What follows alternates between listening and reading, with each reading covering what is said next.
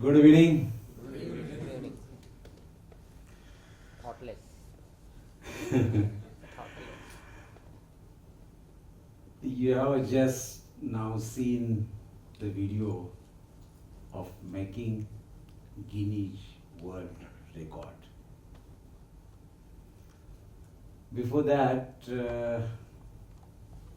here there are so many dignitaries and my friends and the members of Indian Concrete Institute are present here in the hall.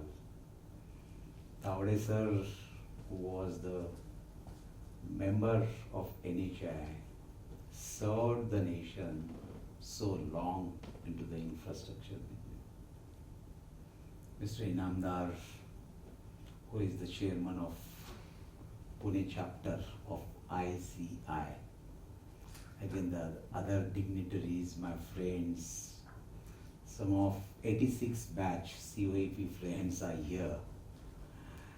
So I'll explain this as discussed with the team of ICI Pune chapter.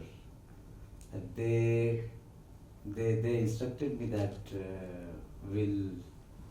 it will be a interactive session and I'll present it in two languages, the English and the Marathi.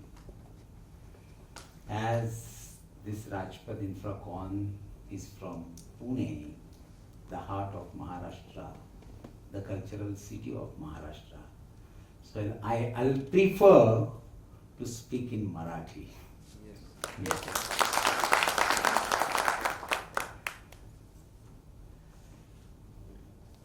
मित्रांनो, मलाच कळणं कुठनं सुरुवात करायची, कारण की हा जो आत्ताचा हे आहे इथला व्हिडिओ, हा व्हिडिओ मी पण आत्ता पहिल्यांदाच बघितला.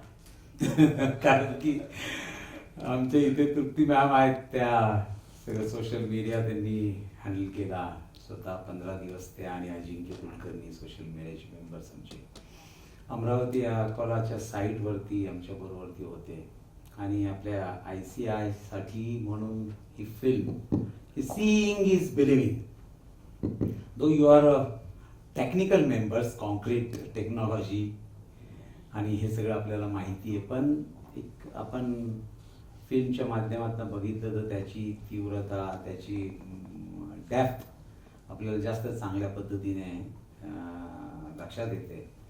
आणि आत्ता ते मलाही सोपं जाईल, त्यामुळे I must thank you Shruti ma'am.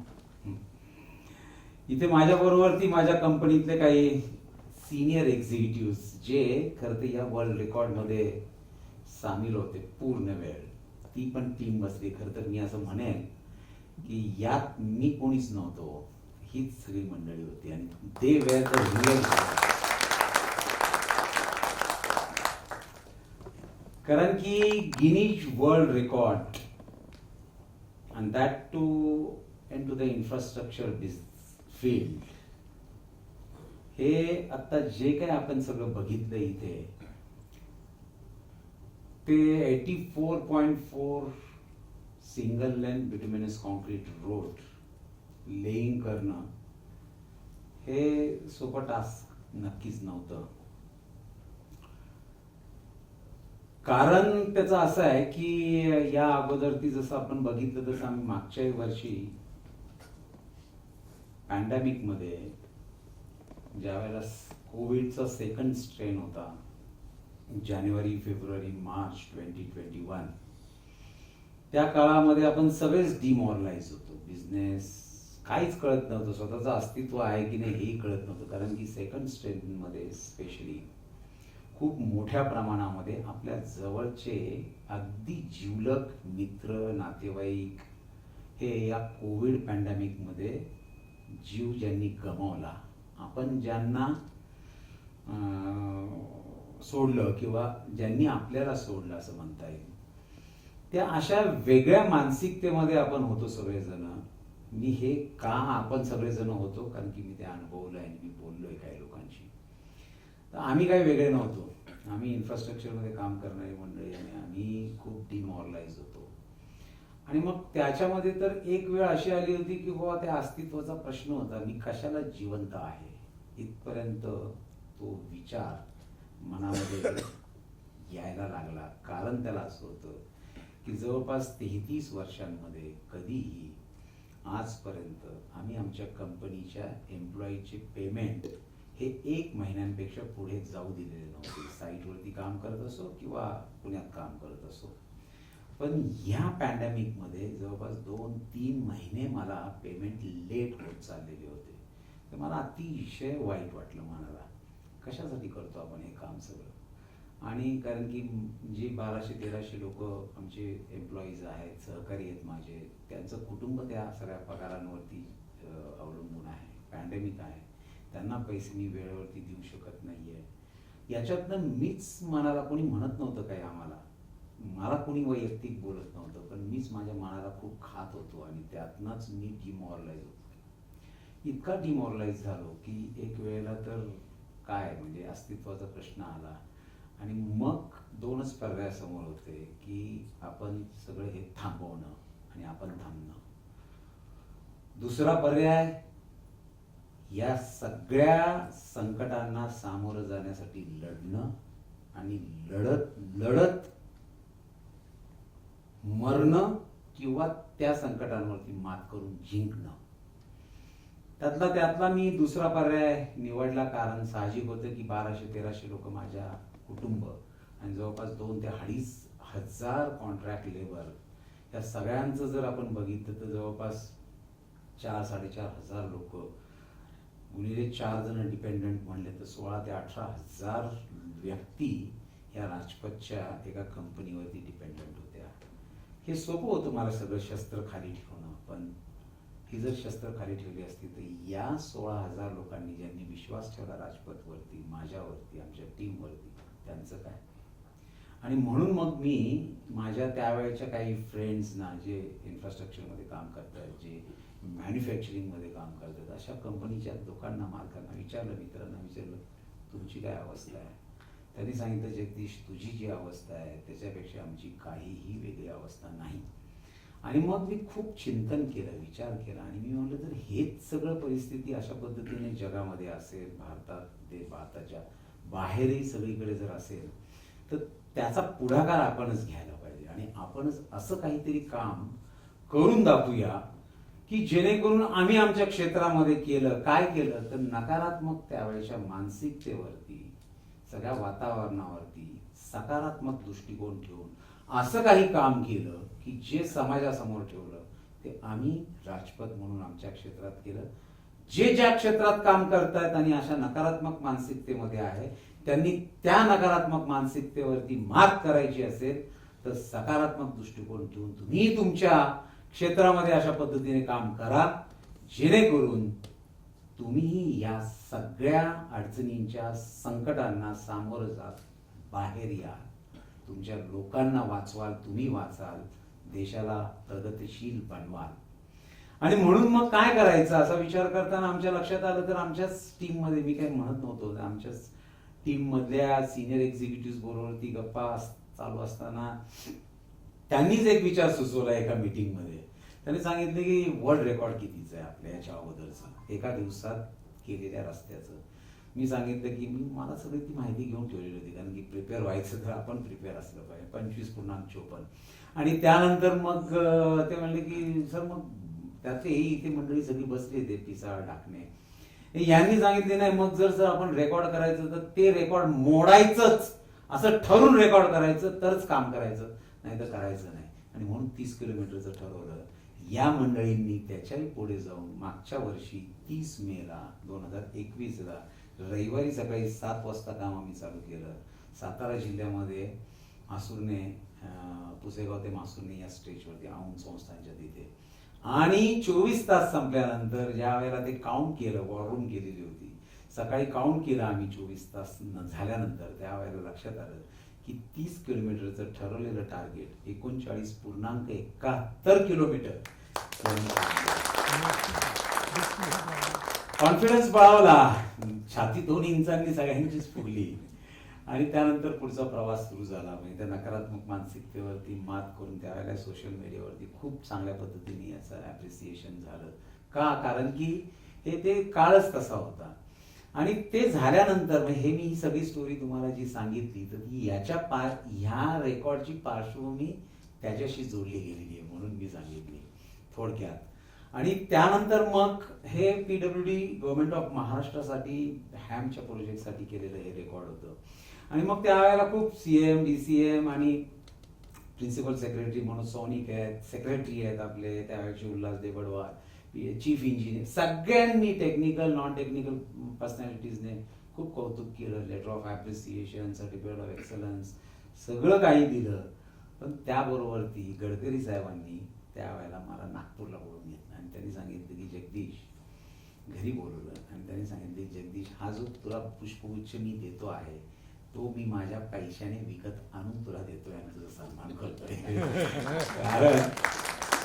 कारण म्हणजे तू जरी PWD महाराष्ट्रासाठी काम केलेलं आहेस आणि हे रेकॉर्ड वर्ल्ड रेकॉर्ड बनलं, पण तू आपलाच आहेस, महाराष्ट्रातला आहे, इंजिनियर आहे आणि देशासाठी काम केलंयस, तर त्यामुळे मी हा सत्कार करतोय. पण तिथेच थांबतील ते गडकरी साहेब कुठले, त्यांनी लगेच विचारलं हे तू PWD साठी केलंयस, आमच्यासाठी काय? आमच्यासाठी म्हणजे NHI साठी काय? तर त्यावेळेला मी त्यांना म्हणले की जर तुमच्या एकंदरीत कर्तृत्वाला साजेसं असंच काम मी काही नक्की करेल तुमच्यासाठी आणि तुमच्या बरोबरती देशासाठी नक्की काम मी आणि माझी टीम करेल. काय करेल काही माहिती नव्हतं, कुठं करायचं तेही माहिती नव्हतं. पण त्यावेळेचा एक NH53 नॅशनल हायवे नंबर 53 जो सुरतवरनं कलकत्त्याला फार मोठा रस्ता आहे आणि अतिशय महत्त्वाचा आहे, खूप हेवी ट्रॅफिक असते, साहेबांना माहिती आहे ती. तर त्यांनी कारण त्या भागात खूप काम केलेलं आहे. तर त्या रस्त्यावरचं काम मला अमरावती ते अकोल्याचं मिळालेलं होतं. त्यामुळे मग मी विचार करायला लागलो. ही साधारणतः घटना त्यांच्याबरोबरची ऑक्टोबर-नोव्हेंबर 2021ची. विचार करायला लागलो. एक महिना दीड महिना झाल्यानंतर मग आम्ही असंच बसलेलो असताना एक चर्चा झाली की काय करावं रेकॉर्ड. कारण पहिल्या वर्ल्ड रेकॉर्डच्या वेळेला गिनीज आणि ही सगळी कंपनीची ऑफिसेस बंद होती कारण कोविड होता. त्यामुळे कोणाला ॲफिलिएट करता आलं नाही. इंडिया बुक ऑफ रेकॉर्ड्स, लिम्काने आमची नोंद घेतली, तेवढंच केलं. पण त्याच्या व्यतिरिक्त इंटरनॅशनल इव्हेंटमध्ये जाता नव्हतं आलं. मग यावेळेला प्लॅन ॲक्टिव्हिटीज करून म्हणलं गिनीज वर्ल्ड रेकॉर्ड करूया आपण. मग त्याच्या अगोदर त्यांना आम्ही कॉन्टॅक्ट केला लंडनमध्ये आणि ते वेर्लेकरांनी खूप त्याच्यात आमच्या ऑफिसमध्ये त्यांनी खूप एफर्ट्स घेतले. त्यांना विचारलं की आम्हाला गिनीज वर्ल्ड रेकॉर्ड करायचं. तर ते गिनीज वर्ल्ड रेकॉर्ड करताना तुम्ही आम्हाला सांगा की काय रेकॉर्ड याच्या अगोदरचं अस्तित्वात आहे. त्यांनी सांगितलं की कतारमध्ये 27 फेब्रुवारी 2019ला असंच एक गिनीज वर्ल्ड रेकॉर्ड झालंय. That was a continuously laying of a bituminous concrete for 242 hours and they did 25.27 kilometer in a single stretch without halt, without breakdown. तुम्हाला जर रेकॉर्ड करायचा असेल तर तुम्ही एकही सेकंद न थांबता हे रेकॉर्ड तुम्ही ब्रेक करू शकता. आम्ही त्यांच्याकडनं मान्यता घेतली. Single lane laying bituminous concrete याच्यासाठी म्हणून आम्ही ॲप्लिकेशन केलं. त्याला मान्यता त्यांनी 3 महिने त्याच्यासाठी झगडत होतो आम्ही. त्या 3 महिन्यानंतर त्यांनी खूप परीक्षा द्या बघितला, अनेक पत्रव्यवहार झाले, अनेक प्रश्न त्यांनी विचारले. ते ब्रिटिशर्स म्हणजे तुम्हाला आपल्याला माहिती 150 वर्ष राज्य उगाचच नाही केलं त्यांनी आपल्यावर. आणि त्याच्यामुळे त्या सगळ्या गोष्टींच्या नंतर त्यांनी मान्यता दिली की ठीक आहे तुम्ही हे करू शकता. पण त्याच्यासाठी हे नॉर्म्स आहेत. काय नॉर्म्स आहेत तर ते 2-3च सांगेल, खूप मोठी आहे की त्याच्यावरच 1.5 तास बोलता येईल मला. तर ते नॉर्म्स त्यांनी सांगितलं की आमची तिथे टीम असेल, त्याचं कंटिन्युअसली व्हिडिओ शूटिंग होईल आणि दर 8 तासांचं व्हिडिओ शूटिंग लंडनला आमच्या ऑफिसमध्ये येईल. आमची टीम म्हणजे कोण? तुमचे NHIचे ऑफिसर्स असतील, तुमचे इंडिपेंडंट इंजिनियर्स असतील, तुमची स्वतःची इन हाऊस टीम असेल, पण त्याच्याही व्यतिरिक्त आमची टीम 8 जणांची एका शिफ्टला 8 तासांच्या अशा 3 शिफ्टमध्ये 8 त्रिक 24 जणांची टीम असेल. त्यांची नावं त्यांनी पाठवायला सांगितले आम्हाला. त्यातले 2 जण सिनियर सिव्हिल इंजिनिअरिंग कॉलेजमध्ये शिकवणारा सिनियर स्टाफ असेल, मिनिमम क्वालिफिकेशन M.Tech और doctorate in highway engineering and structure engineering, 2 senior advocates असतील, 2 सिनियर सर्वेयर्स असतील गव्हर्नमेंट अप्रूव्ड, आणि 2 टाइम कीपर्स असतील. जे time keeper sports foundation of इंडियाशी ॲफिलिएटेड आहेत, जे त्यांचे टाइम कीपर ते स्टॉपवॉच घेऊन ते कंटिन्युअसली उभे असायचे. असे 8 तासांच्या शिफ्टसाठी 8 जण, 8-24 जण, ते 2 पुढनं 2 कॅमेरे, मागनं 2 कॅमेरे, कंटिन्युअसली डे नाईट, वरनं ड्रोन तासात 10 मिनिटांकरता, आणि त्याचं फुटेज सगळं ते तिकडे पाठवत होते. आता याचं प्लॅनिंग करायचं तर तुम्ही कल्पना करू शकाल की एवढं मोठं प्लॅनिंग करायचं. आम्ही त्याचं प्लॅनिंग खूप रिगरस प्लॅनिंग केलं, 5 महिने त्याच्यावरती. आणि मी civil engineer and that too from COAP, so you can understand which situation mindset I must be. मी त्याच्यावरती बसलो, आमची टीम सगळी बसली, आणि त्या टीममध्ये 5 महिने जवळपास आम्ही खूप रिगरस प्लॅनिंग केलं. आमच्या टीमने, इथे प्रशांत चव्हाण आहे, विजय कुमार आहे, त्यांनी एक ॲप बनवला आम्ही, ज्या ॲपमध्ये या 75 किलोमीटरचं टार्गेट ठरवताना त्याच्यापेक्षा साधारणतः एक 20% ॲडिशनल टार्गेट ठेवूया. त्याच्यासाठी लागणारं मटेरियल, त्याचं सगळं गणित मांडलं. 40,000 मेट्रिक टन बिटुमिनस कॉन्क्रीटसाठी लागणारं त्याचं सगळं गणित काढलं. 2,000 मेट्रिक टनपेक्षा जास्त बिटुमन त्याच्यासाठी लागणार होतं. त्यातली एकच तुम्हाला कल्पना देतो, म्हणजे त्याचा आवाका तुमच्या लक्षात येईल. आपल्या इकडे सरकारी कंपन्या IOCL, BPCL, HPCL आपल्याला माहिती आहे, 2,000 मेट्रिक टनचं बिटुमन 5 दिवसांमध्ये, 7 दिवसांमध्ये एक कुठलीही कंपनी प्रोव्हाइड करू शकत नव्हती. एवढं मोठं क्वांटम ह्या बिटुमनचं होतं. म्हणून आम्ही 3ही कंपन्यांबरोबरती कॉन्ट्रॅक्ट केलं आणि त्यांच्याकडनं ते सोर्स घेतला. त्याचं स्टोरेज कॅपॅसिटी बिल्टअप केली. 3-4 hot mix plant, stand by अजून एक hot mix plant, 5 hot mix plant, 80 Hyva tippers लागत होते. त्याच्या व्यतिरिक्त अजून ॲडिशनल स्टँड बाय ठेवले. 3 टँडम रोलर पाहिजे होते, 5 टँडम रोलरची व्यवस्था केली, कारण की क्वालिटीमध्ये कुठलंही कॉम्प्रोमाइज होता कामा नये. Rajpat is non for quality, ते सगळ्यांना माहिती आहे. म्हणून तिथे क्वालिटी, मी माझ्या लोकांना तेच सांगितलं होतं, ठाम एक वेळेला रेकॉर्ड नाही झालं तरी चालेल, पण क्वालिटीत कुठलंही कॉम्प्रोमाइज होता कामा नये. आणि म्हणून 3च्या ऐवजी 5 टँडम रोलर, 1च्या ऐवजी 2 PTR ठेवले, जेणेकरून कॉम्पॅक्शन चांगलं होईल, तिथे रायडिंग क्वालिटी चांगली राहील आणि कामही चांगलं होईल आणि वर्ल्ड रेकॉर्डही होईल. फक्त एक प्रश्न असा होता की हे जे काय पेवर तुम्ही बघितलेला आहे, सेन्सॉर पेवर, तो जर्मन कंपनी आहे विटजन. त्या आता कोणतरी विटजनचे मला इथे ते आमचाच मित्र भेटला, तो ज्यांची सेन्सॉर पेवर होता तो त्याच्याबरोबर ती फीडर घेतला आम्ही, आणि त्या विटजन कंपनीकडनं जर्मनीमधनं 125 आवर्स रायटिंग मध्ये कॉन्ट्रॅक्ट करून घेतलं की 1 सेकंद सुद्धा आम्ही बंद पडू देणार नाही. ते मशीनच त्यांनी आम्हाला दिलं, आम्ही घेतलं. ते कोणाला गिनीजला दाखवायला, हे बघा सर्टिफिकेट आमच्याकडे आहे, ते त्यांनी ते दुसऱ्या गोऱ्या साहेबांनी दिलं होतं, त्यामुळे ते मान्य केलं. त्यांनी जर्मनीचं होतं ना, त्यामुळे मान्य केलं, विश्वास ठेवला. पण हे शक्यता काही होऊ शकत होती, कारण की 47 डिग्रीज प्लस टेम्परेचर तिथं. विदर्भातली काही मंडळी असतील किंवा कामही केलेलं असेल आपलं, तर तिथलं वरचं टेम्परेचर 47 डिग्री आणि खालचं temperature, laying temperature was 150 degrees. त्या तापलेल्या तव्यावरती आम्ही उभे होतो सगळेजण आणि काम करत होतो. पण त्याचा त्रास नक्की होता, पण कोणालाही जाणवला नाही, कारण उद्दिष्ट तो माशाचा डोळा 75 किलोमीटर, त्यामुळे डे नाईट काम करत होते. आम्ही व्यवस्था अशी केली होती आमच्या लोकांची की 12 तासांची आपण शिफ्ट घेऊया.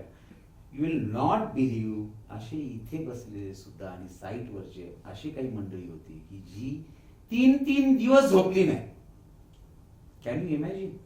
72 आवर्स नाही आम्हाला करायचं. तिथं त्या ॲप जे केलेलं होतं आम्ही, त्या ॲपमध्ये व्यवस्था अशी केली होती की हे लागणारं मटेरियल, त्याचं सोर्सिंग आलंय की नाही ते फीड केलं की ऑटोमॅटिक ते त्याच्यावरती ॲपवरती एक 2 स्ट्राईप्स केलेल्या होत्या, एक रेड स्ट्रीप दुसरी ग्रीन स्ट्रीप.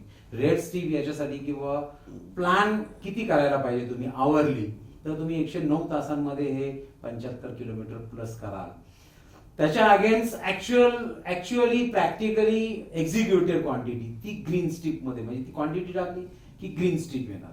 मग ते इतकं सिम्पल होतं वॉर मध्ये बसून किंवा ते बघायचं त्या स्क्रीनवरती मोठ्या, किंवा रेड स्ट्रीप पुढे असेल तर आपण मागे आहोत, रेड स्ट्रीपच्या पुढे ग्रीन स्ट्रीप केली की we are ahead of the schedule. इतकं सिम्पल ते 5 दिवसांमध्ये मॉनिटरिंग करणं आम्हाला सोयीचं. इतक्या त्या टेक्नॉलॉजीचाही वापर करून आम्ही ते सगळं जास्तीत जास्त कसं चांगलं सुटसुटीत करता येईल याचा प्रयत्न आम्ही करण्याचा प्रयत्न केला. याच्यात एकच फक्त प्रश्न असा होता की या सगळ्यांना स्टँड बाय आम्हाला करता येत होत्या व्यवस्था. तिथला पेवर जो आहे तो पेवर मात्र सेन्सॉर पेवर त्याला स्टँड बाय आम्ही ठेवला होता दुसरा, पण त्या स्टँड बाय पेवरला दुसरी अरेंजमेंट करता येत नव्हती, कारण तो जर बदलला तर ब्रेकडाऊन होईल. सेकंद काही मिनिट 2 मिनिट 10 मिनिट तो बंद पडणार. ते गिनीजवाल्यांनी सांगितलं होतं की तुम्ही एक सेकंद जरी हा पेवर किंवा लेन थांबवलं we will derecognise your world record. त्यामुळे ती काळजी घेणं गरजेचं होतं. त्यामुळे या फुटेजमध्ये डिटेल फुटेजमध्ये तुम्ही गेला तर it was so exciting challenging. चालत्या पेवरमध्ये आम्ही त्यांनी ग्रीसिंग केलं, चालत्या पेवरमध्ये ऑइल चेंज केलं. एवढंच काय, शेवटच्या दिवशी तर ऑगर जो आहे चालत्या पेवरचा ऑगर ब्रेक झाला. ब्रेक झाल्यानंतर यांनी चालत्या पेवरमध्ये वेल्डिंग केलं, पण पेवर थांबू दिला नाही. आणि हे सगळं बघताना देहभान विसरून आमची मंडळी हे सगळं काम करत होते. त्यामध्ये आता हे सगळं करताना वर्ल्ड रेकॉर्ड करतोय आपण. वर्ल्ड रेकॉर्डला आता हे बाकी तुम्ही व्हिज्युअली तर बघितलेलंच आहे, म्हणजे मागच्या सिटिंग जे आहे मी म्हणलं 5 महिने त्याचं मायक्रो प्लॅनिंग आमचं सगळं झालेलं होतं. क्वालिटीत कुठे प्रॉब्लेम नको यायला याचाही विचार करत होतो आम्ही. आता याच्यामध्ये एक स्टोरी बनवायला पाहिजे, कारण की तसं नुसतं लोकांना सांगितलं मी एकटा जगदीश कदम काय करू शकत नव्हतो, ना की कोणी आमच्या कंपनीतला एकटा काही करू शकत नव्हता. ज्या वेळेला सगळ्यांची ताकद तिथे लागेल त्या आणि फक्त त्याच वेळेला हे सगळं शक्य होतं. आणि म्हणून आता ती सगळ्यांची ताकद लागताना आम्ही समजदार आहोत, आमचे एक्झिक्युटिव्ह समजदार आहेत. त्यांना मी सांगितलं तरी भाषा लगेच कळते, कारण की सुरुवातीपासूनच्या बरोबर काम करणारी ती मंडळी आहे. यांना काय पाहिजे तवरनं ताक ओळखतात ते, त्यांना माहिती होतं. पण driver, operators, helpers, supervisor, junior engineers, senior engineers यांना सगळ्यांना एकत्र आणणं, त्यांच्या डोक्यात फक्त तो माशाचा डोळा दिसेल हे घालणं हे अतिशय कठीण होतं. ते काम आम्ही केलं. काय केलं तर त्याच्यासाठी मग ते करण्याकरता काहीतरी स्टोरी नॅरेट करायला पाहिजे. आपल्या इकडे सुदैवाने आपल्या संस्कृतीमध्ये इतकी मोठी उदाहरणे कुठल्याही फॉरेन जो फिलॉसॉफर आहे त्याच्याकडे जायची गरज नाही. आपल्याकडे इतके मोठे तत्वज्ञान देणारी मंडळी, संत, महात्मा, पुरुष, महापुरुष होऊन गेलेले आहेत. त्यांना फक्त जर ऑब्झर्व केलं तरी पुरेसं होतं. मॅनेजमेंटचे स्किल्स त्यांनी सांगितलेले 200, 300, 500, 1000, 2000, 5000, 7000 वर्षांपूर्वी आणि 10,000 वर्षांपूर्वीच्या वेदांमध्ये सांगितलेली ही तत्व जी आहेत ती आजच्याही आपल्या बिझनेस लाईफमध्ये तेवढीच तंतोतंत लागू होतात.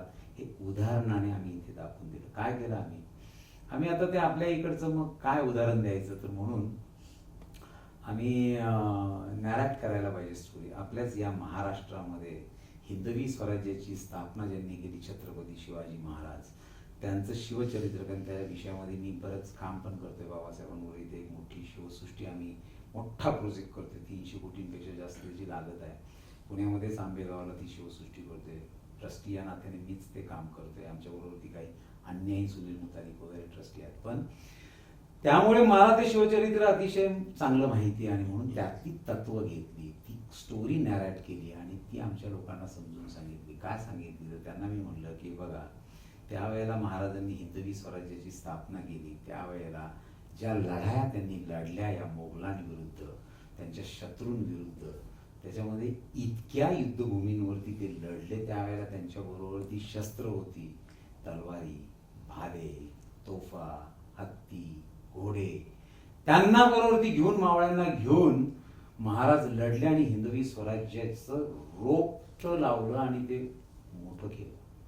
म्हणलं आपल्यालाही त्याच पद्धतीने महाराजांच्या पावलावर पाऊल ठेवून इथे लढायचंय. म्हणलं आपली युद्धभूमी म्हणजे हे 75 किलोमीटर आहे आणि त्या 75 किलोमीटरमध्ये लढण्यासाठी आपल्याकडे शस्त्र आहेत. Hyva tippers, hot mix plant, sensor paver, tandem roller, PTR आणि तुमच्या सहित म्हणजे माझ्या सहित तुम्ही, आपण सगळेजण महाराजांची मावळे आहोत. आपल्याला काम करायचंय आणि त्या आमच्या वॉररूमला, तिथे जी वॉररूम ते ड्रोनचं तर बघितलं असेल वरमध्ये कॅम्प आमचा दिसला, त्या वॉररूममध्ये तिथे आम्ही त्याला नाव दिलं होतं जावळी. जावळी का? आणि त्याच जावळीच्या खोऱ्यात महाराजांनी शिताफीने या अफजल खानाला बोलवलं आणि तिथे त्याला मारला. मैदानावरती महाराज जिंकू शकले नसते, त्यांनाही माहिती. आणि या जावळीच्या खोयात मी घेऊन आणून मारला म्हणून त्या वॉररूमला नाव दिलं होतं जावळी. आणि लोकांना मी सांगितलं 75 किलोमीटर म्हणजे आपल्या समोरचा अफजल खान आहे आणि त्याला आपल्याला मारायचं आहे आणि त्याच्यावरती मात करायची आहे. हे अशा पद्धतीने नाऱ्यात छोट्या छोट्या छोट्या शिवचरित्रातल्या स्टोरीज काढून मग सांगत गेलो. त्याच्यामध्ये आता ते हे आमच्या इथे बसलेली मंडळी 1 महिन्यांपूर्वी यांनी मोठं धाडस करून सगळ्यांनी मला अमरावतीच्या साईड कॅम्पवरती मी गेलो होतो आणि त्यांनी त्यांचं इंटरनली खूप ठरवलं की हे काय होत नाही, आता आपलं काही होत नाही, आपण साहेबाला काही करून पटून सांगू. मग त्याच्यामध्ये एक कोणाला तरी मोडक्या म्हणून पेसाळला उभा त्या तू पाठवायचं म्हणजे त्यांना ते काय होत नाही, आपण पोस्टपोन करू.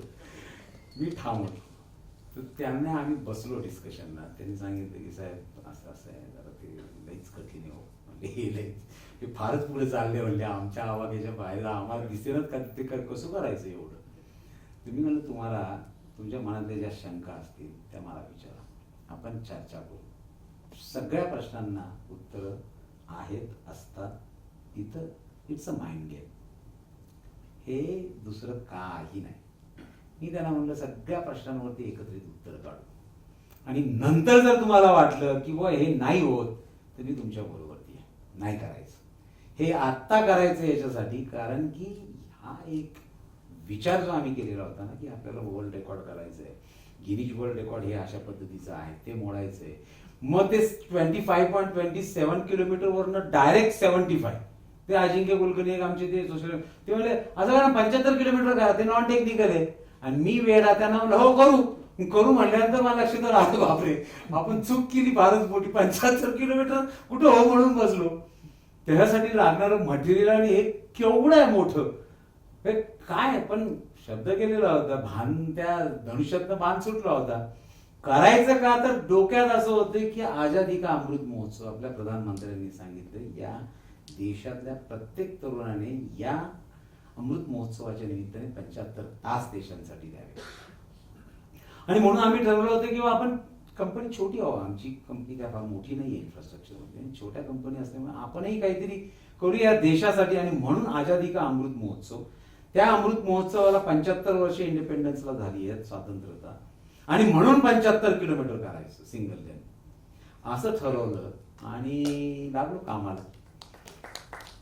आता हे कामाला लागल्यानंतर ह्यांचं ते सगळं ज्या वेळेला नकारात्मकता आली 1 महिना अगोदर, त्यांना शेवटी सगळं सांगितल्यानंतर चर्चा केली आणि त्यांना एक सांगितलं, तानाजी मालुसरेंचा एक डायलॉग फार छान आहे, दोर कापलेत आता लढा, लढान जिंका नाही तर मरा, पण लढा. मी त्यांना तेच सांगितलं की मला आता लढा, आता दुसरा काय पर्याय नाही. त्यांनी ते स्पिरिटेडली अतिशय मनावर घेतलं. 2, 2.5, 3 तास जवळपास आमची चर्चा झाली, गहन गंभीर. आणि मग त्यानंतर मात्र त्यांना ते सगळं पटलं आणि ते म्हणले की साहेब आता आम्ही हटणार नाही, तुम्ही हटला तर आम्ही नाही हटणार म्हणले, आता आम्ही करणार. बस माझं काम तिथंच संपलं, तिथंच संपलं. लोकांना ज्या वेळेला हे सगळं मी सांगत होतो त्यावेळेला त्यांना एक स्टोरी अशी सांगितली आहे, छोट्या हेल्पर, ड्रायव्हर्स, 50% लोक परराज्यातली पण होती. तर त्यांना सांगताना मी ते जे काही तुम्ही स्पीचेस बघितलेले फोटोज, तर त्याच्यामध्ये आम्ही सगळ्यांना गेट टुगेदर करत होतो आणि त्यांना सांगत होतो की हे बघा, आपल्याला आता सिद्ध करायचं आहे, कारण की या वर्षी प्राईम मिनिस्टरने गतिशक्तीच्या अंतर्गत खूप मोठा पैसा इन्फ्रास्ट्रक्चर मध्ये लावलेला आहे, ठरवलंय. कारण देशाला 5 ट्रिलियन GDP आपल्याला बनवायचे 2024-25 पर्यंत. त्यामुळे त्यांनी खूप मोठा पैसा इन्फ्रास्ट्रक्चर सगळ्या सेक्टरमध्ये टाकलेला ठरवलंय आणि त्याला सुरुवात पण केली आहे. गडकरी साहेब, तर तुम्हाला मला काही वेगळं सांगायची गरज नाही. Is so dynamic, so positive. त्यामुळे त्यांनी तर लगेच धुमधडाकाच लावला एकदम.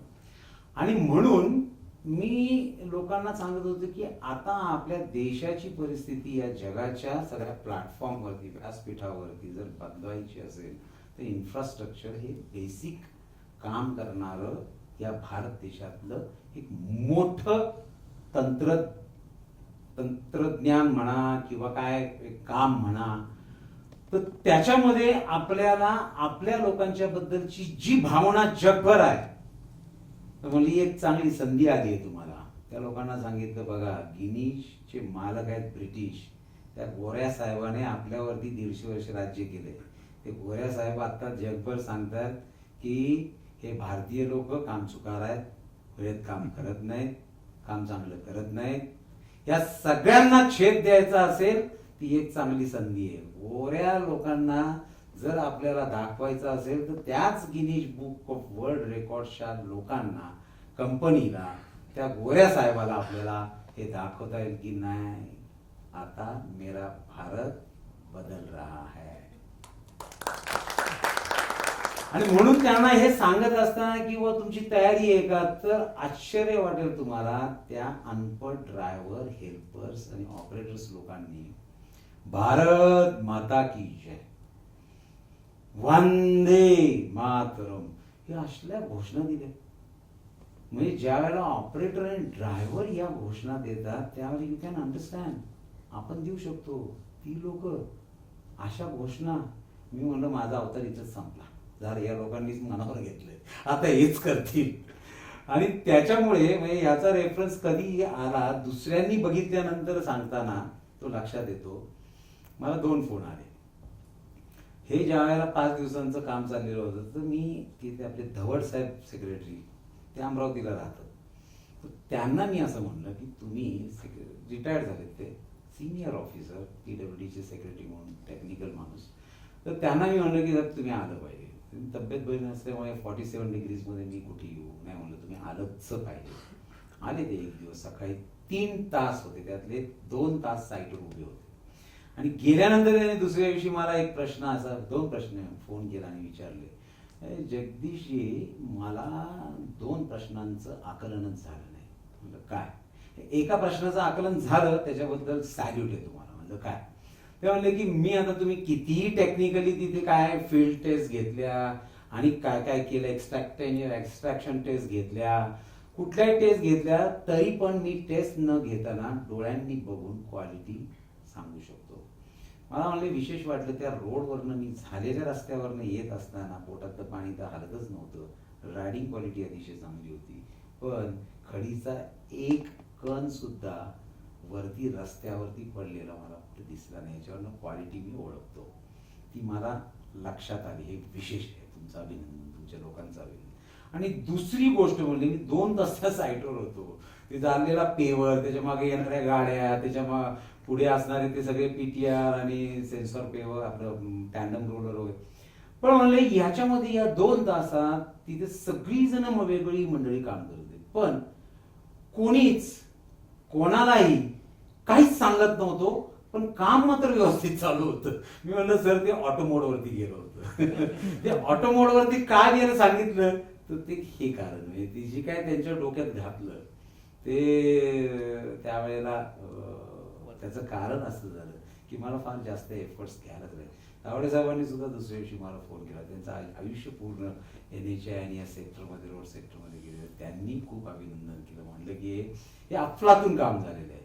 कारण की याची सोच मी आपल्याला सांगतो, तिथले एक एक्स डायरेक्टर फायनान्शियल आणि आपले टेक्निकल हेड ते मॅडमने त्यांना तिकडनं पाठवलं. मी मॅडमना बोलवलं होतं, गडकरी साहेबांना बोलवलं, तसं त्यांनाही बोलवलं. त्यांना येता नाही आलं, त्यांनी दोघांना पाठवलं.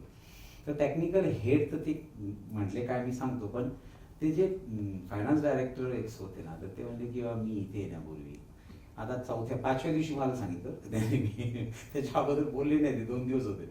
ते मला म्हणले की जगदीश आता मी सांगतो म्हणजे तुम्हाला. म्हणजे काय आहे, मी 20 इन्फ्रास्ट्रक्चरमधल्या चांगल्या कंपन्यांच्या टॉप ऑथॉरिटीशी बोललो. टॉप ऑथॉरिटी डायरेक्टर फायनान्स बोलतात NHIचे, म्हणजे ते कोणतरी MD, CMD, CEO किंवा मालक त्यांच्याशी बोलतात.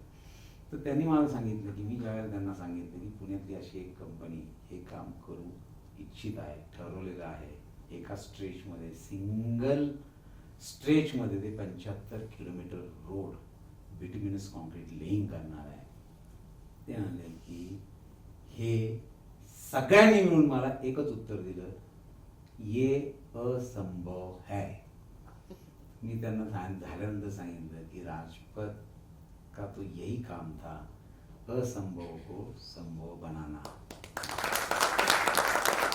अर्थात आता याच्यात मी काहीच केलं नाही, तर हे सगळं या मंडळींनीच केलं. आणि NHIचे सुद्धा ते अधिकारी आले होते, तेही म्हणले किंवा आम्ही तुम्हाला आता खूप शुभेच्छा दिल्या आहे. मॅडम वगैरे खूप हॅपी होते. आलोक सर आले होते इथे, त्यांनी मला बोलून अभिनंदन केलं. म्हणजे म्हणले की आम्हालाही वाटत नव्हतं की तुम्ही हे करू शकाल, पण म्हणलं आम्ही असा विचार केला की ठीक आहे, जेवढं होते तेवढं होऊन जाऊ द्यात. 75 ठरवलं, 25 होईल, 20 होईल, 15 होईल, 30 होईल, काहीतरी होईल, काहीतरी आपल्याला दाखवता येईल किंवा जरा आपण काहीतरी केलं. हे आम्हालाही वाटत नव्हतं की इतकं. हे सोच जी आहे ना, ती सोच काय ठेवतो आपण, it's all mind game. And there is a way out. आणि म्हणून हे राजपथ सारख्या सर्वसामान्य अशा एका कंपनीने, फार मोठी नाही, इन्फ्रास्ट्रक्चरमध्ये आपल्याकडे अतिशय दिग्गज आणि उत्कृष्ट काम करणारी मंडळी आहे, पण हे जगाला आम्हाला दाखवायचं होतं की नाही, अब भारत मेरा बदल रहा है. त्याच्यामुळे म्हणून आम्ही हे काम अंगावरती घेतलं आणि आमच्या लोकांनी हे सगळं करून दाखवलं. ह्याच्यामध्ये आमच्या 728 लोकांना एकदम सिलेक्टेड आम्ही मोजून वेगळे काढले 1300 पैकी, आणि त्यांच्यावरती एक जबाबदारी दिली होती. त्यांना हे सांगितलं होतं की हे बघा, तुम्हाला तुमचा गड जे काही ठिकाण आहे ते राखायचं आहे. इकडं तिकडं काही जरी झालं, किती मोठा ऍक्सिडेंट झाला आणि काही जरी झालं तरी तुम्हाला दिलेली जी जबाबदारी आहे त्या जबाबदारीतनं कुठल्याही परिस्थितीमध्ये तुमचं मन विचलित होता कामा नये. तुम्ही ती जबाबदारी फक्त सांभाळा. डावीकडं उजवीकडं काय बॉम्बस्फोट हो, ऍक्सिडेंट हो, कुणी येवो कुणी जावो, ते सांभाळण्यासाठी फ्लाइंग स्क्वॉड आहे. त्या आमच्या वॉर रूम मध्ये, जावळीमध्ये माझ्या सहित आमची सगळी सिनियर टीम बसलेली होती. मी सुद्धा त्या 5 दिवस आणि त्याच्या अगोदर 10 दिवस तयारीसाठी 15 दिवस साईटवर होतो. I always like to fight from the front, not from the back, because I am the CMD, so I must be along with my team. खांद्याला खांदा लावून पुढे होतो. लोकांना मी काही फावडं उचललं नाही की घमेलं उचललं नाही. तुम्ही बघितलं, मी आपल्या हाताची घडी घालून बसलेलो, उभा होतो. पण ह्याच लोकांनी केलं. ते हेच बघत होते की अरे हा इथे एक माणूस इथं बसलाय, त्यांना तेवढाच फक्त आधार पाहिजे होता. तो आधार देण्याचं काम मी केलं, बाकी सगळं आपोआप घडलं. हे करणारी सगळी टीम जी आहे ती तिथली ही 728 आणि त्याच्याबरोबर जे आमचे सप्लायर्स होते, जे आमच्या इन्स्टिट्यूट्स आहेत, स्टेट बँक ऑफ इंडिया सारखी इन्स्टिट्यूट, त्याच्याबरोबर या HPCL, IOCL सारखी सप्लायर्स, बाकी सब कॉन्ट्रॅक्टर्स, ही सुद्धा सगळी माणसं, त्यांनाही मी विश्वासात घेतलं. त्यांना मी सांगितलं की बघा बाबांनो, आपल्याला हे करायचं आहे, याच्यामध्ये तुम्ही याल तर तुम्हाला बरोबर घेऊन, तुम्ही नाही याल तर तुम्हाला सोडून, पण करणार म्हणजे करणार. तुम्हाला मी काय याच्यात देऊ शकतो, तर मी तुम्हाला गिनीज वर्ल्ड रेकॉर्ड झाल्यानंतर ऑफिशियली गिनीज वर्ल्डच्या वतीने तुम्हाला सर्टिफिकेट देऊ शकतो. You were also a part and parcel of this world record. आणि म्हणून ह्या लोकांनी सुद्धा अतिशय चांगलं सहकार्य आम्हाला केलं, फुल फ्लेज होल हार्टेडली आम्हाला दिलं. आणि त्याच्यामुळेच ही शेवटी in unity there is a strength.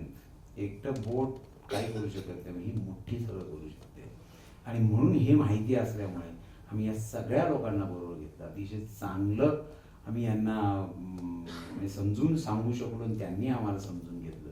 त्यामुळे अजूनपर्यंत काही लोकांचे पैसे देणं बाकी, काही बोलत नाहीत बिचारे. त्यांना म्हणतो की होईल होईल पीक झाल्यानंतर देतो, तर तेही ऐकतात बिचारे. म्हणजे इतक्या खोलात जाऊन आम्ही हे सगळं करू शकलो. त्याचं श्रेय दिसणारा चेहरा राजपथचा एक कोणतरी प्रेझेंट करायला पाहिजे, यायला पाहिजे म्हणून सीएम म्हणून मी आहे.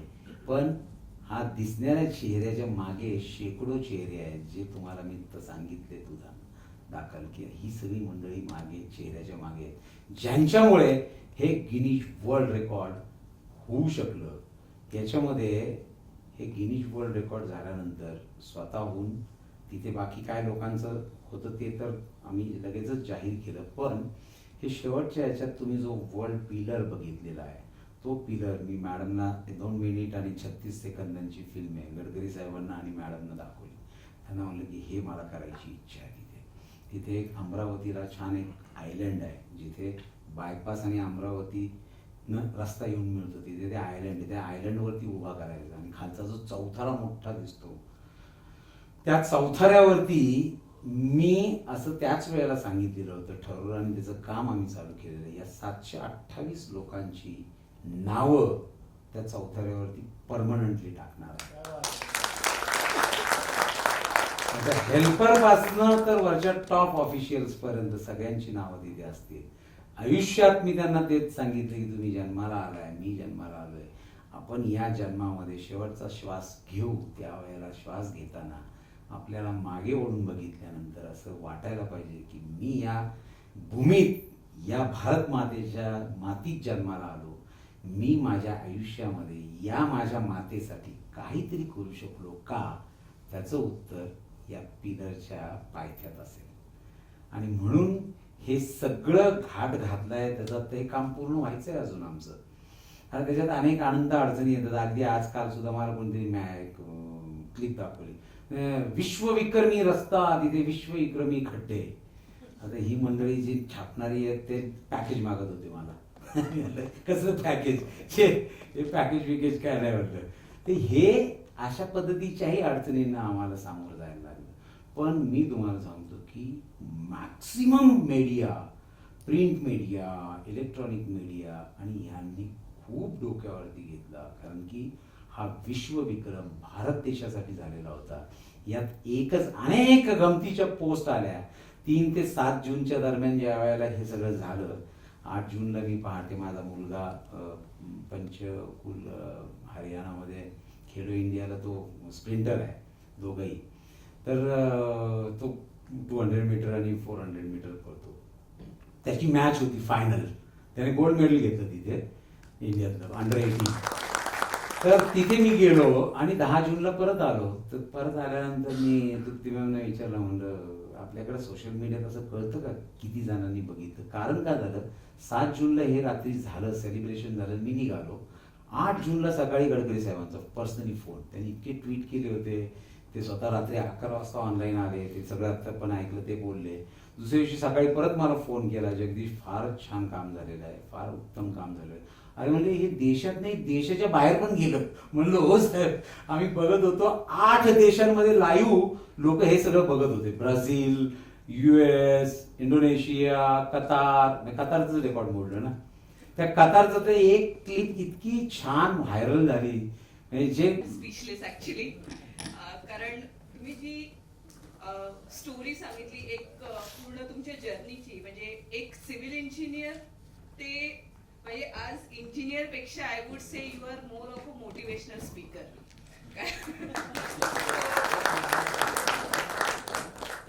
ती गोष्ट ऐकताना त्यातली जे प्रत्येक क्षण आहे, कारण तुम्ही ते क्षण, प्रत्येक क्षण तुम्ही जगला आहात, ते तुम्ही ऍक्च्युअल अनुभवलं आहे. आणि तुमच्या टीमनी पण व्हेरी फॉर्च्युनेट टीम की ज्यांना तुम्हाला तुमच्यासोबत काम करायला मिळालं. So most of the questions तुम्ही आन्सर केलेच आहे. सो आपण जेव्हा रजिस्ट्रेशन घेतले होते, आपण पार्टिसिपेंट्सला विचारलं होतं काही क्वेश्चन्स असतील तर. त्यातले बरेचसे क्वेश्चन्स सर तुम्ही ऑलरेडी उत्तर दिले आहे. आपण अजूनही इथल्या लोकांचे घेऊ. पण एक ऑब्विसचा जो प्रश्न ती विचारला की सर नेक्स्ट वर्ल्ड रेकॉर्ड काय आहे? म्हणजे तुमच्या डोक्यात ऑलरेडी चिरापत सुरू झाली असेल नक्की. काय आहे यामध्ये आवाज येत असेल ना? कमी आहे.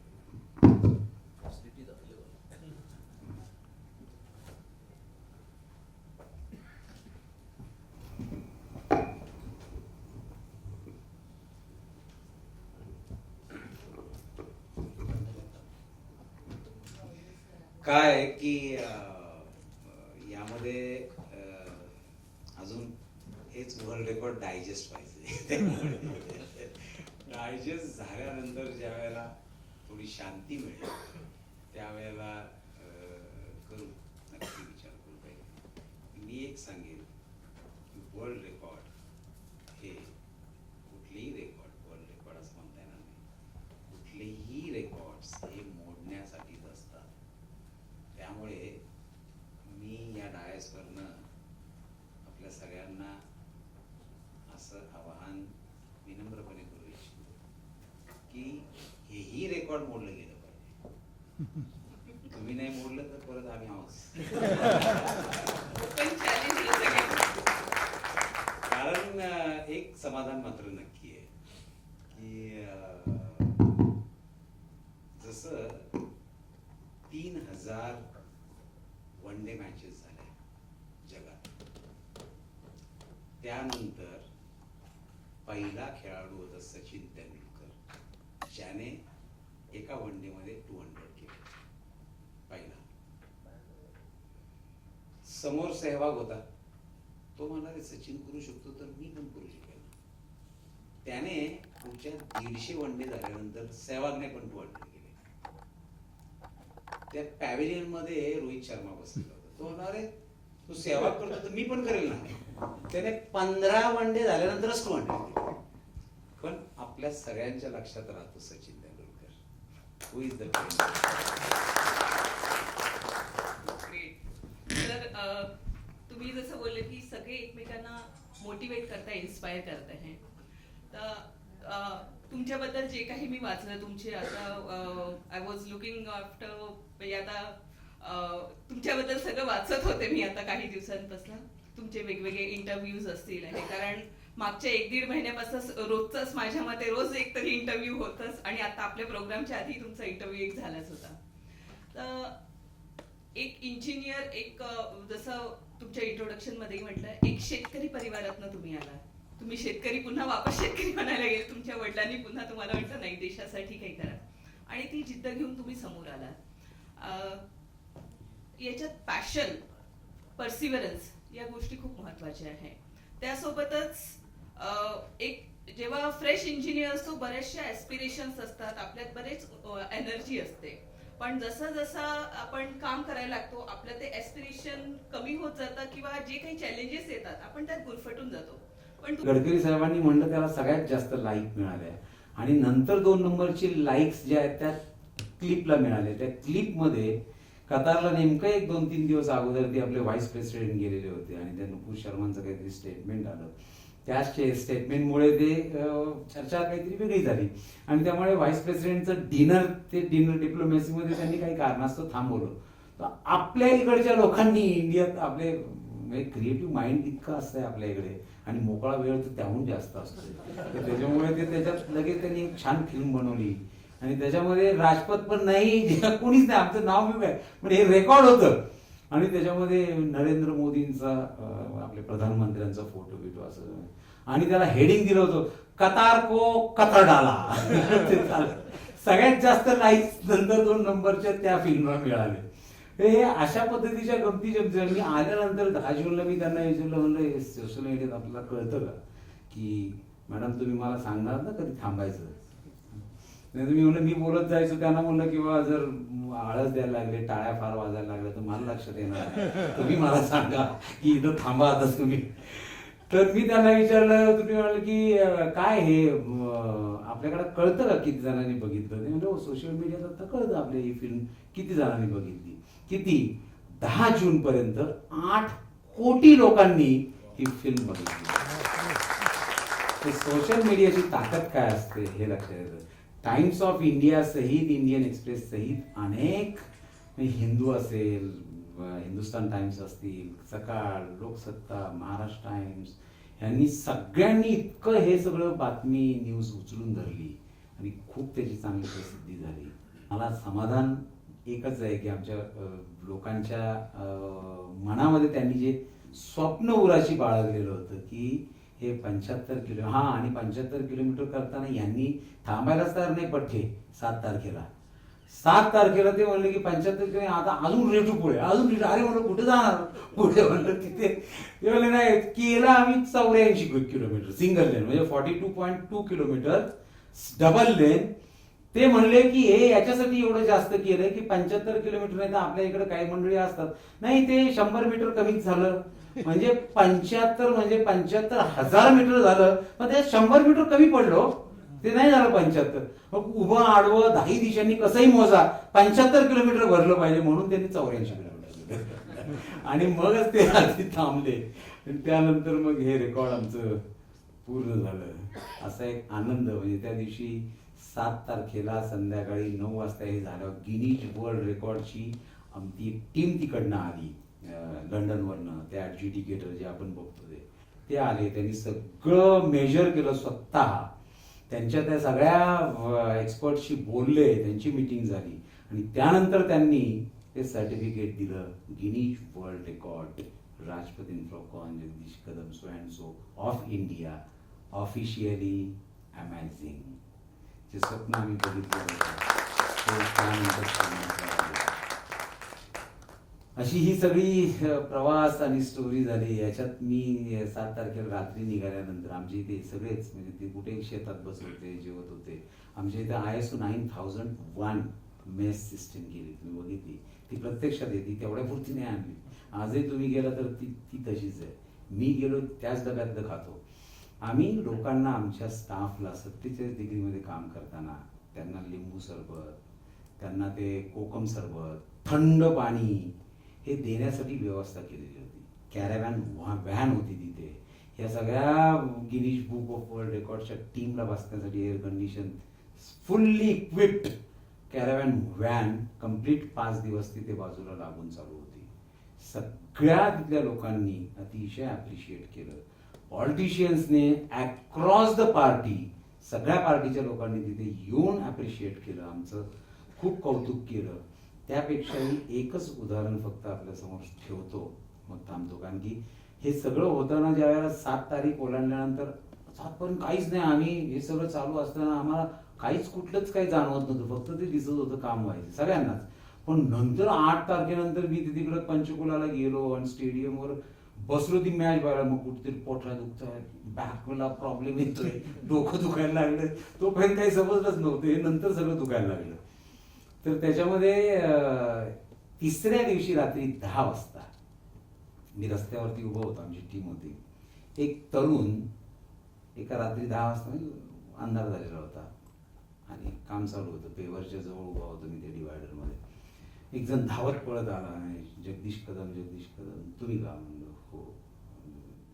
पाय धरायला लागले. अरे म्हणलं थांब, काय झालं बाबा? त्याला मिठी मारली, नमस्कार केला.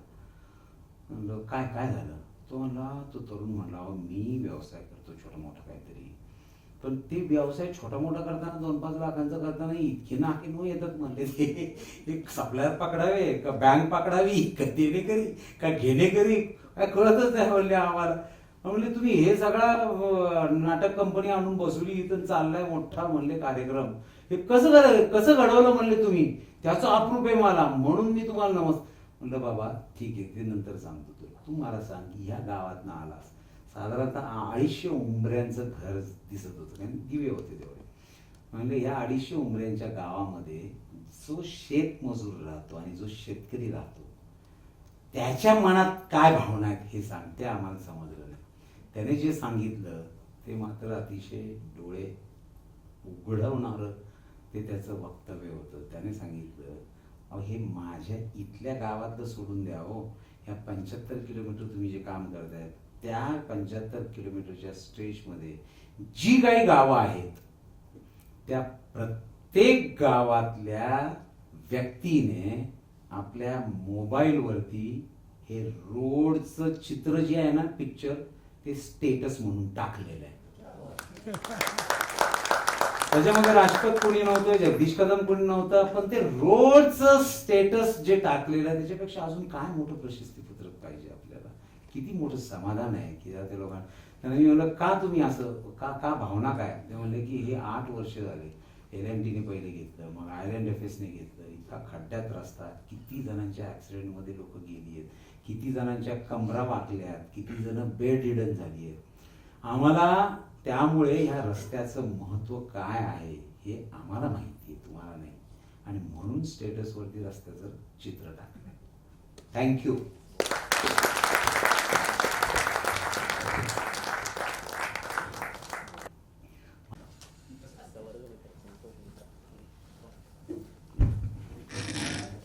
सर सगळ्यात आधी तर म्हणजे तुमच्या बाबतीत तसं घडलं नाही. So what I would say not what but which were the personalities, तुमची म्हणजे प्रेरणा स्तोत्र कुठे होते, कोण होते. कारण शिवाजी महाराजांचा तुम्ही उल्लेख केला, 1-2 त्यांचे इन्सिडेंट्स केले, अजून तुमचे प्रेरणा स्तोत्र काय आहेत सर, की तुम्ही स्वतःला मोटिवेटेड ठेवताय आणि इतरांनाही मोटिवेट करता आहात. आय विल से की इट्स माय मॅन्युफॅक्चरिंग डिफेक्ट. कारण सतत काहीतरी करत राहणं हे अगदी लहानपणापासूनच स्वभावात होतं आणि त्याला नंतर पुढे चालनाही मिळाली. वडिलांचे संस्कार माझ्यावरती लहानपणापासून खूप वेगळ्या पद्धतीचे चांगले राहिलेले. आईचेही संस्कार होते, काही गुरुजन आहेत त्यांचे संस्कार माझ्यावरती होते. पण यातनं पर्सनॅलिटी घडत जाताना मग नंतर COAP आलं. COAPचे दिवस ते न विसरणारे आहेत आमचे सगळ्यांचे. आणि त्यानंतर मग वेगवेगळ्या सोशल ऍक्टिव्हिटीजमध्ये काम करणं झालं. त्यात अनेक वेगवेगळ्या लोकांना म्हणजे मी माझा 100% जो मी वेळ आहे त्याचं विभागणी केली टाईम मॅनेजमेंट. तर त्याच्यामध्ये मी फॅमिलीसाठी जो वेळ देतो त्याच्या व्यतिरिक्त जो आहे खूप मोठा आहे तो फॅमिलीसाठी तक्रार आहे त्यांची खूप कमी, पण क्वालिटी टाइम देतो कधी आवश्यकता असेल त्यावेळेला. पण जो मी बाकीचा बिझनेसमध्ये त्यामुळे राहिलेल्या वेळामधला 60% बिझनेसमध्ये वेळ देतो, 60 ते 65%. पण 35 ते 40% हा वेळ मी सोशल ऍक्टिव्हिटीसाठी देतो. म्हणजे आज नाही तर कॉलेज संपल्यापासनं कॉलेजमध्ये सुद्धा मी UR होतो, मी मेसचा GS होतो, मी स्टुडंट काउन्सिलचा चेअरमन होतो, मी सिनेट मेंबर राहिलो, स्टुडंट्स ऍक्टिव्हिटीजमध्ये होतो. त्यानंतर सुद्धा जनता सहकारी bank, the 5th largest cooperative bank in India, त्याचा मी 22 वर्ष डायरेक्टर व्हाईस चेअरमन. किंवा रायगड स्मारक मंडळ जे लोकमान्यांनी सुरू केलं आणि पुण्यतिथी आणि जयंतीचा स्वातंत्र्यपूर्व काळामध्ये ती प्रेरणा मिळावी म्हणून लोकमान्यांनी जी सुरू केलेली चळवळ ती रायगडवरून सुरू झाली. त्यासाठी जे मंडळ स्थापन केलं त्याचा मी 12 वर्षात एक पुण्यतिथीचा मोठा कार्यक्रम आम्ही रायगडवरती राज्यसभेमध्ये घेतो. हा या रायगड स्मारक मंडळाचा अधिकार आहे. आज आपण रायगडावरती गेल्यावर ज्या समाधीमध्ये जाऊन दर्शन घेता माथा टेकतो त्या समाधीची म्हणजे जीर्णोद्धार हा या रायगड स्मारक मंडळाने 1925 साली केलेला आहे, पैसे गोळा करून. तर त्यामुळे तिथे काम करणं झालं किंवा हे इथे आता शिवसृष्टीचं मोठं काम करतोय बाबासाहेबांचं आणि छत्रपती शिवाजी महाराजांच्या जीवनचरित्रावर, किंवा डेक्कन एज्युकेशन आता एज्युकेशन सेक्टरमध्ये फर्ग्युसन, BMCC, वेलिंग्टन सांगलीचं, कीर्ती मुंबई अशा इन्स्टिट्यूट्स ज्यांच्या आहेत, 56 इन्स्टिट्यूट डेक्कन एज्युकेशन, तिथे ट्रस्ट म्हणून वेगवेगळ्या लोकांशी खूप चांगला संबंध आला. मी एका शुगर फॅक्टरीचा चेअरमन आहे, त्याची क्रशिंग कॅपॅसिटी आहे 7000 TCD. आमची 120 KLPDची डिस्टिलरी आहे, आम्ही इथेनॉल बनवतो. आम्ही 18 मेगावॅटची वीज तयार करतो, त्याचं एक्सपान्शन चाललं आहे. ॲडिशनल 10,000 TCD अजून उभा करतो. That will be the biggest in Maharashtra next year. तर हे सगळं करताना खूप वेगवेगळ्या व्यक्तिमत्वांचा परिचय होतो, ओळख होते. त्यांच्याबरोबर ती बोलताना त्यांच्याही पर्सनॅलिटीनं काहीतरी मी घेण्याचा नेहमी प्रयत्न करतो. आणि खूप म्हणजे तसं एका अर्थाने जर सक्सेसफुल व्हायचं असेल तर खूप एका अर्थाने सिम्पल म्हणता येईल, पण रिगरस फॉलोईंग ज्याचं करायला लागतं असं प्रिन्सिपल म्हणजे जसं स्वामी विवेकानंदांनी सांगून ठेवलेलं आहे आपल्याला, 3 Ps. three P's. If you want to succeed in your life, follow three P's. The result is guaranteed. Success will follow you. What are these three P's? The first P is passion. You should be passionate about your work. The second P is patience. You have श्रद्धा आणि सबुरी आपल्याला साईबाबांनी शिकवलंय. Patience. And the third important P is perseverance. Follow it till the end, till the deepest root of that problem, and you will succeed. I guarantee you that you will succeed. Thank you sir. तुम्हाला एवढे प्रश्न विचारतोय आम्ही, अजून inspire होत चाललोय. मी एक प्रश्न विचारतो. हा प्लीज सर. बाजूला बसून करत तुम्हीच गुगली टाकू शकता सर. सर्वजण माझ्या मनातला प्रश्न विचारतो गुगलीला. असं on आहे. तुम्ही जवळपास 7 वर्षापासून गडकरी साहेबांसोबत काम करताय. 2015-16च्या दरम्यान मी नंतर त्यांचा तुमच्यावर किती इन्फ्लुएन्स आहे का? तुम्ही तुमच्या भाषणामध्ये त्यांचं नाव घेऊन, पण आत्ताच्या या मनोगत त्यांचा किती इन्फ्लुएन्स आहे तुमच्या सक्सेसमध्ये किंवा ह्या डिटर्मिनेशनमुळे?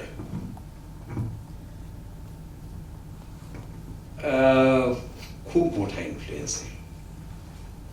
गडकरी साहेब हे एक असं व्यक्तिमत्व आहे, ते आज नाही, आमचा संबंध खूप जुना आहे. गडकरी साहेब विद्यार्थी परिषदेत काम करत असताना, त्यांच्यापेक्षा मी ज्युनियर आहे 7-8 वर्ष, पण 6-7 वर्ष, पण मी सुद्धा विद्यार्थी परिषदेतच काम करत असे. त्यावेळेला तेव्हापासूनचा गडकरी साहेबांचा संबंध आहे, 1990-91 सालापासून. आणि ते नेहमी, म्हणजे मी तुम्हाला गडकरी साहेबांचा एकच संदर्भ सांगतो. मी स्टुडंट काउन्सिलचा चेअरमन होतो. पुणा युनिव्हर्सिटीचा स्टुडंट काउन्सिलचा चेअरमन 1985-86 सालामध्ये होणं म्हणजे विदाउट फेल पॉलिटिक्समध्ये जाणं. पण ते काही कारणास्तव पॉलिटिक्समध्ये मी गेलो नाही. पण मी 7-8-10 वर्ष काम केल्यानंतर गडकरी साहेब इथे मिनिस्टर होते आणि स्टेटचे प्रेसिडेंट होते. त्यावेळेला एक दिवस मला त्यांचा फोन आला. ते म्हणले की जगदीश, तू काम करतोस ठीक आहे, तू त्या जनता बँकेवर पण काम करतोस ठीक आहे, पण म्हणले ते तुझं ते क्षेत्र नाही, तू पॉलिटिक्समध्ये ये, आता काम करायला पाहिजे. मी म्हणलं साहेबांना, साहेब माझ्यावरती 6-7 संस्थांची जबाबदारी आहे. रायगड स्मारक आहे, जनता बँक आहे, अजून 2-3 इन्स्टिट्यूट आहेत. तर मी म्हणलं तिथे काम करताना व्यवसाय आहे, कुटुंब आहे, त्याच्यामुळे तिथे पॉलिटिक्समध्ये अजूनपर्यंत वेळ देणं मला शक्य होणार नाही. त्यांचं उत्तर जे आजही कोरलं गेलंय, तिने एकच वाक्यात मला सांगितलं, जगदीश, जे 6 संस्थांवर काम करतात ना, तोच व्यक्ती 7व्या संस्थेचं काम करू शकतो. एक अनुभव सांगतो मी याचा वर्ग माहिती आहे.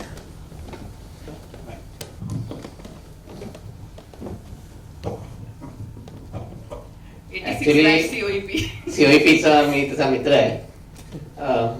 जगदीश कदम हे नाव आमच्या सर्व मित्रांमध्ये म्हटलं जरी, उच्चारलं जरी, तरी त्यांना सगळ्यांना माहिती आहे. हे कसं तर ह्याची एक कपॅसिटी आहे, रूटवर जाऊन विचार करणे आणि त्या गोष्टीचा विचार केल्यानंतर समोरच्या माणसामध्ये विश्वास निर्माण करणे, ही याच्यामध्ये ती खासियत आहे. म्हणजे रूट लेवलला आम्ही स्टुडंट असताना सुद्धा जगदीश कदम आहे ना, मग काय काळजी नाही, ही जी भावना होती मनामध्ये, ती आता थँक्यू. एक थोडासा सिव्हिल इंजिनिअरिंगशी रिलेटेड विचार मी प्रश्न घेते. एक 2-4 जे आपण क्लब केले ते क्वेश्चन विचारले की तुमचे प्रश्न घेऊया सर. आपण आहे, आपल्याकडे वेळ भरपूर आहे, सर देणार आहेत आपल्याला. सर, एवढं मोठं काम करायचं, तुम्ही जसं सांगितलं 726 जण पूर्ण हे होतं, म्हणजे including lower level to higher level management असेल किंवा लेबर्स असेल, सगळे होते. तर त्यांचं जे एक झालं तुमचं विजन होतं, तुम्ही प्लॅनिंग केली, पण जेव्हा एक्झिक्युशन होतं तर त्यांचं ट्रेनिंग आणि एक्झिक्युशन हे कसं एन्श्युअर केलं सर?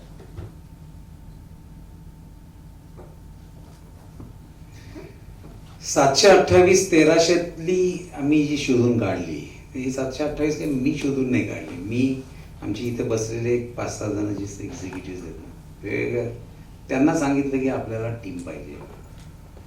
त्यांना ते रोजच त्या टीम बरोबर काम करत असल्यामुळे कुठल्या व्यक्तीमध्ये काय खासियत आहे त्यांना अतिशय चांगलं माहिती आहे. आणि त्यांना हेही चांगलं माहिती की मला काय पाहिजे. त्यामुळे माझं काम सोपं झालं. त्यांनी ती शोधली, 728ची टीम आणली. त्यांना प्रत्येकाला वेगवेगळ्या गटांमध्ये विभागून याच मंडळींनी खाली खूप नीट पद्धतीने समजून सांगितलं. आणि त्यानंतर एकदा ती सगळी माळ बांधली की माझ्यासमोर आणि बसवली. मग त्यांना ते या लेक्चर्स नॅरेट केल्या, मग ते त्यांना सांगितल्या, त्यांच्या जबाबदाऱ्या सांगितल्या, त्यांना विश्वास दिला की अपयश आलं तरी घाबरून जाऊ नका, खंबीर आहे. मी हेच सांगत असे लोकांना की या विश्वविक्रमाचं जर यश संपादन केलं आपण सगळे भागीदार आहोत. पण जर अपयश आलं, एकटा जगदीश कदम अपयशी असेल, तुम्ही कोणीही नाही. कारण मी एक जर कंपनी लीड करतो आहे तर त्याच्या यशाचे सगळे भागीदार असतात, पण अपयशाचे मी समजतो त्याचा प्रमुख हा एकमेव एकटा भागीदार असतो. त्यामुळे मी राजपथ असो, मी ब्राऊन शुगर असो, मी कुठली संस्था असो, तिथे जर मी प्रमुख असेल सर्वात, तर मी तिथलं अपयश एकटाच पचवण्याची माझी तयारी असते. अजूनपर्यंत सुदैवाने टचवूड कुठेही असं अपयश आलं नाही, पण आलं तर मी पचवेल. पण यश हे सगळ्यांचं. त्यामुळे हे सगळं त्यांना मॉरल त्यांचं वाढवण्यासाठी, त्या प्रेरणा देण्यासाठी म्हणून हे सगळं टीमचं काम जे आहे ते टीम वर्कने आमच्या टीमने केलं. Great, thank you sir. We can have the questions.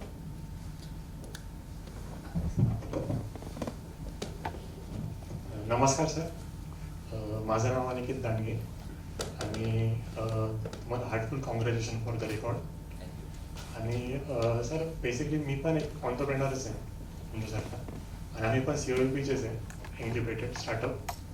तर सर माझा प्रश्न असा आहे की जे यंग माइंडेड ऑन्टरप्रेनर्स जसे माझ्यासारखे, त्यांच्यासाठी तुमच्याकडून काय मेसेज आहे?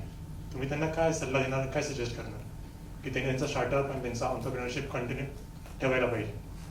आणि मी एक अजून सांगू इच्छितो की जसं तुम्ही रेकॉर्ड केला तसं समोर चालून आम्ही पण ॲज अ सिव्हिल इंजिनियर हा रेकॉर्ड ब्रेक करण्याचं इच्छा ठेवतो आम्ही.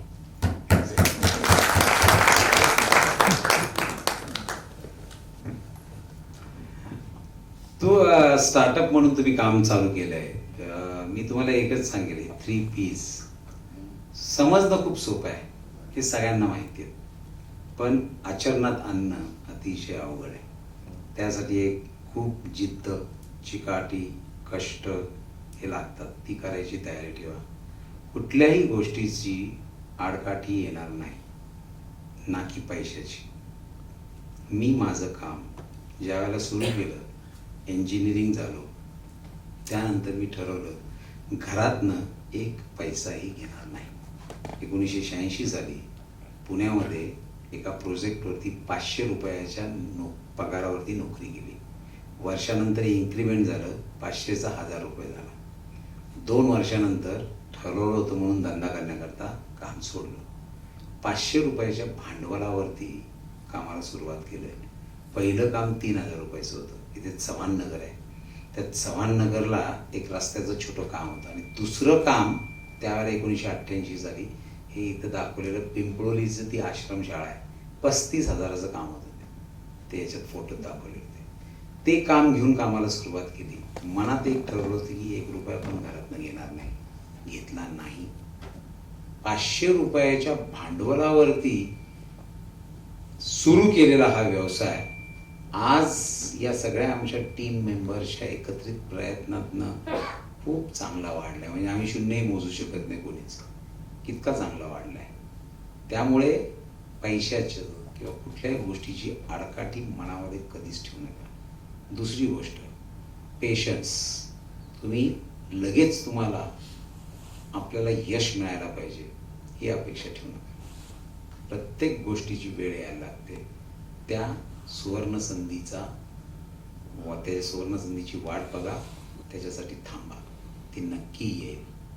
गीतेत सांगितल्यानुसार 200% कर्म करा, फळाची अपेक्षा धरू नका, फळ मिळणारच आहे. कधी काही सांगत नाही, काही सांगता येत नाही, पण तुम्ही काम करायचं सोडू नका, यश नक्की आहे.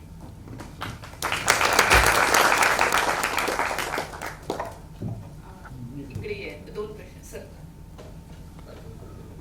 माईक अच्छा Patil. Hello, sir. Congratulations for the amazing Guinness World Record. I am Ronak Dhut. I am from Pune, and I am proprietorship of Blocks Precast company.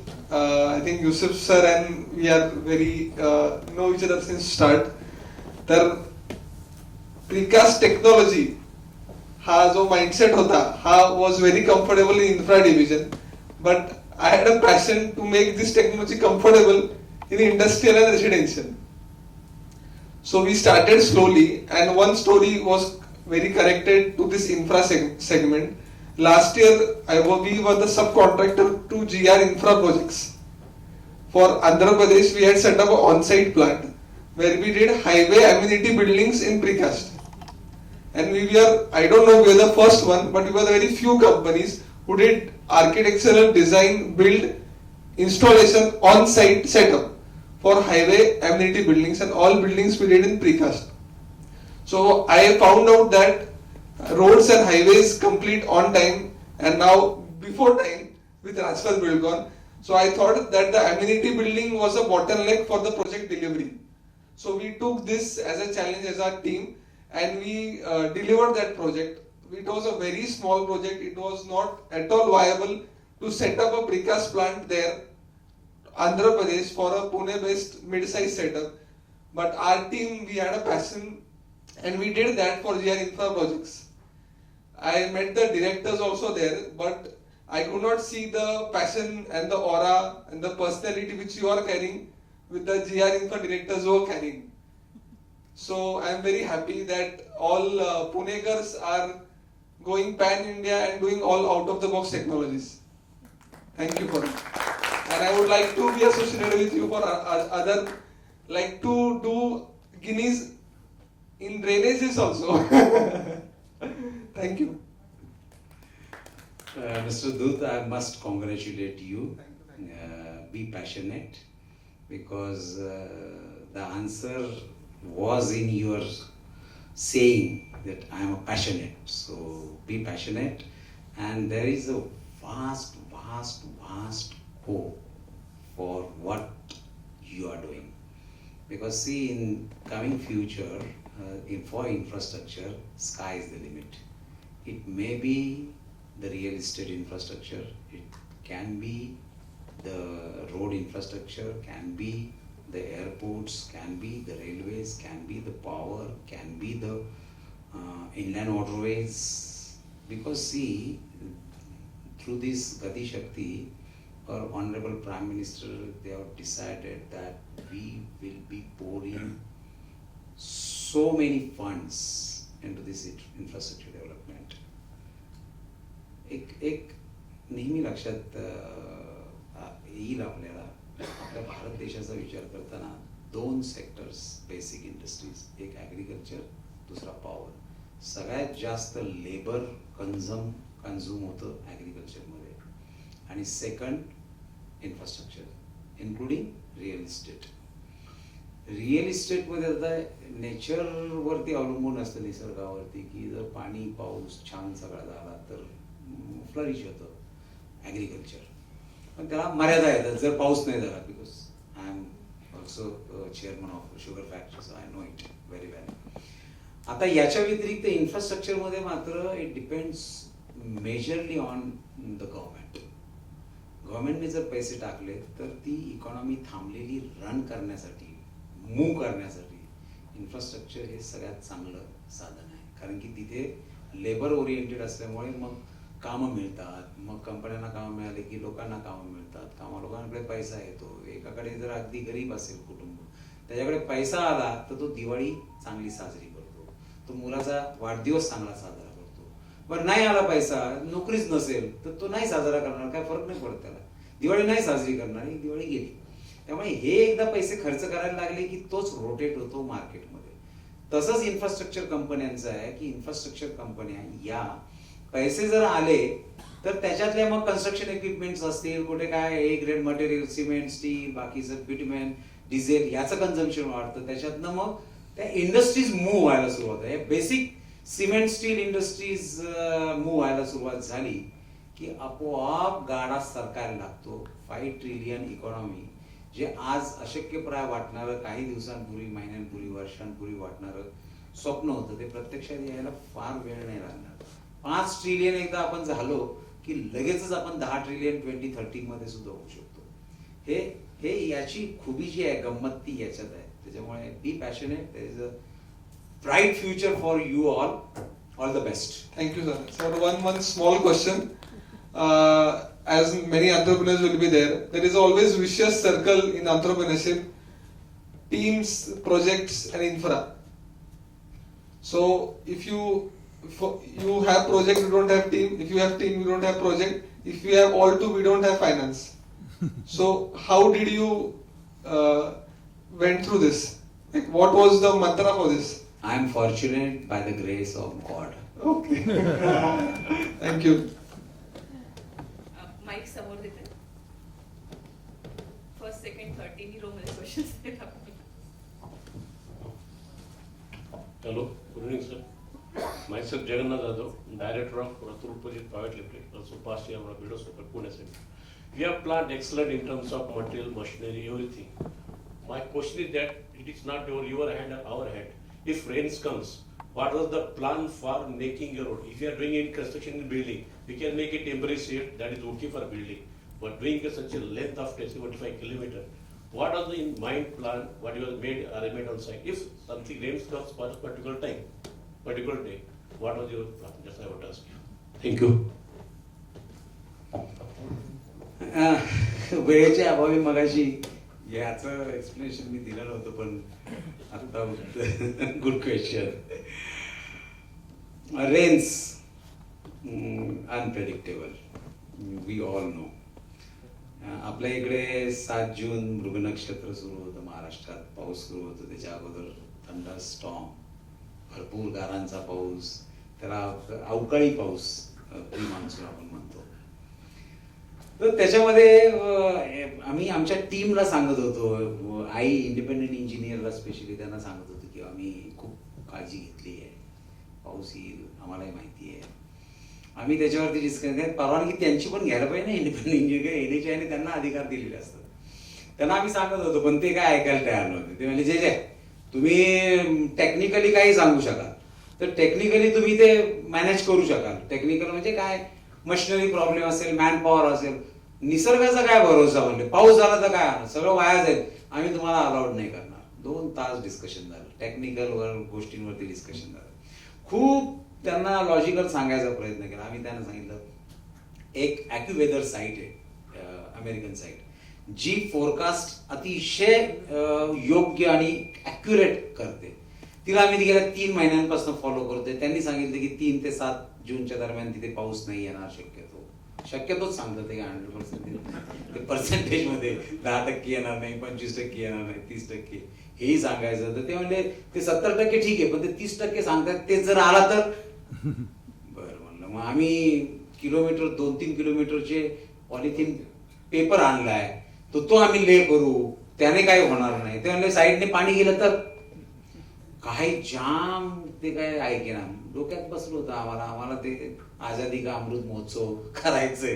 त्यांना म्हणलं, आता म्हणलं लॉजिकल जे डिस्कशन आहे ते बाजूला ठेवू, आणि याच्या मागे एक फिलॉसॉफी आहे. ते म्हणले काय फिलॉसॉफी, काय होऊ शकते. तर पावसाच्या बाबतीत, निसर्गाच्या बाबतीत काय फिलॉसॉफी. म्हणलं असं आहे की पर्जन्य देवतेला, त्याचा मालक कोण, इंद्रदेव.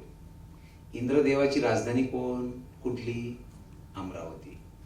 मी इंद्रदेवाला प्रार्थना केली की राजा तुझ्याच राजधानीत अमरावती नाही. अमरावतीपासून सुरू होणारं काम, त्याच्यामुळे किमान 5 दिवस पाऊस पाहिजे आम्हाला, शेतकऱ्यांना पाहिजे, सगळ्यांनाच पाहिजे. त्यामुळे धो पडू दे, पण किमान 5 दिवस या 75 किलोमीटर मध्ये पाऊस येऊ. म्हणजे ही अगदी मनापासून प्रार्थना केली. आणि दुसरंही मागणं मांडलं. म्हणलं मृग नक्षत्र 7 जून पाऊस येतो, मान्य आहे म्हणलं, पण इंद्रदेवा माझाही जन्म 7 जूनचा आहे. मी तुझा पुत्रच आहे. त्याच्यामुळे याच्या अगोदरही काही मागितलं नाही, पुढेही नाही मागणार. पण आता या नात्याने मी तुला म्हणतोय की या 5 दिवसांमध्ये पाऊस पडू देऊ नकोस, एवढं माझं ऐक. 728 लोकांच्या वतीने तुझ्याकडे मागणं मागतोय, तू कर. आणि हेही आम्ही करतोय देशासाठी, मातेसाठी, भारत मातेसाठी. त्यांनाच आम्ही डेडिकेट करणार आहोत. आता हे सगळं सांगून झाल्यानंतर ते म्हणले हॅट्स ऑफ करा. याला उत्तर नाही म्हणले. पण गंमत त्याच्या पुढची आहे. 5 दिवसांमध्ये अमरावती एक टोक, अकोला दुसरं टोक, सर्वांना माहिती शहर. अमरावती 3 दिवस संध्याकाळी पाऊस पडला चांगला, आणि अकोल्याला 2 दिवस 5 दिवसातले पाऊस पडला. 75 किलोमीटरच्या स्ट्रेच मध्ये एक थेंब नाही. कॅन यू बिलीव्ह दिस? पण 7 तारखेला रेकॉर्ड झाला. 8 तारखेला मी पंचकुल्याला गेलो. 8 तारखेला गारांसहित धुवाधार पाऊस साईटवर. काय म्हणाला ते? म्हणजे मी म्हणतो की 728 लोकांनी जी मनातली भावना देवासमोर मांडली ना, देवाला सुद्धा खाली खांद्याला खांदा लावून लोकांबरोबर यायला लागलं आणि मदत करायला लागलं. When there is a will, there is a way. मी जयंत इनामदार, व्यवसाय आणि स्ट्रक्चरल कन्सल्टंट आहे. सर्वप्रथम तुमचं सगळ्यांना टीमचं 728 आणि तुम्ही स्वतः यांचं अभिनंदन. आता तुमच्या ज्या रेकॉर्डसाठी 75 किलोमीटर झालं, कारण स्वातंत्र्य 75 वर्ष झाले म्हणून. आज बसल्या बसल्या 75 आकडा खूप मनामध्ये भावलेला आहे. या वर्षीचं कन्स्ट्रो ती जबाबदारी माझ्यावरती आहे, PCRF दिलेली. तर दरवेळेस 20-25 हजार व्हिजिटर्स येतात. तर मी आजच डिक्लेअर करतो की 75,000 व्हिजिटर्स आणीन. असं सगळ्यांना आव्हान करतो, सगळ्यांनी मदत करायची. आणि दुसरं असं की 728 जो आकडा निवडलेला आहे, प्रश्न त्याच्याबद्दलचा नंतर विचारतो. 728 जर का मला नेहमी वेगवेगळे आकडेमोड करायची सवय आहे, तर 728 ची आपण बेरीज केली, 7 अधिक 2 9, त्यातनं 8 वजा केले तर 1 नंबर राहतो. म्हणजे तुम्ही 1 नंबरला पोहोचलेला जगामध्ये. आता 728 वरती विचारतो की तुम्ही 8 तारखेला स्टेडियम मध्ये गेला, तुमच्या मुलाचं तिथे कॉम्पिटिशन चालू होती. कारण ते रिपोर्ट्स मला रोज येत होते. कारण मिसेस आणि ते एकत्र काम करतोय. तर त्यावेळेस तुम्ही म्हणत होता कुठे कंबर दुखत होती, कुठे गुडघे दुखत होते. त्या 728 लोकांचं त्या कालामध्ये काही दुखापत किंवा कोणी आजारी पडलं असं काही झालं का, किंवा त्यांचं 8 तारखेला काय झालं हे जरा विचारायचं आहे. बाकी काय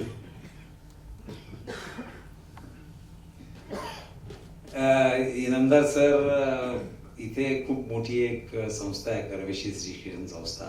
30,000 पेक्षा जास्त मुली तिथे शिक्षण घेतात. त्या संस्थेवरती दुसरी टर्म आहे त्यांची. माझी मिसेस मोहना आणि ते त्या गव्हर्निंग बॉडीवरती आहेत. सर, पहिले तर एकदा धन्यवाद आपल्याला. आपण अभिनंदन केलं आमच्या टीमचं. आणि हे जे दुखत होतं नंतर दुसऱ्या दिवशी जाणवायला लागलं, तर त्यामध्ये मला सांगायला खूप अभिमान वाटतो की या 5 दिवसांमध्ये इतका मोठा इव्हेंट, या इव्हेंटमध्ये एकही ऍक्सिडेंट नाही, कॅज्युअलिटी तर नाहीच नाही, खरचटलं सुद्धा नाही. अमेझिंग खरंच आहे. म्हणजे आता त्याला नुसतं ते असं काही न करता नाही झालं, त्याला खूप प्रिकॉशन्स घेतलेल्या होत्या. आम्ही ॲम्ब्युलन्स ठेवली, डॉक्टर्स ठेवले तिथे. आणि त्यामुळे असं काही सुदैवाने घडलंच नाही. लोकही खूप खुश होतील. आणि त्यातल्या उपप्रश्नाचं उत्तर जे आहे ना, म्हणजे तुमच्या बाकीच्या लोकांना काय, ते इथे बसलेले पिसाळ आणि डाकणे तर त्यांना मी सांगेल की त्यांनीच उत्तर द्यावं त्यांचं काय दुखत होतं आणि ते थांबले होते. डाकणे तुम्ही आणि नंतर पिसाळ बोला. मागे माईक देत आहे का?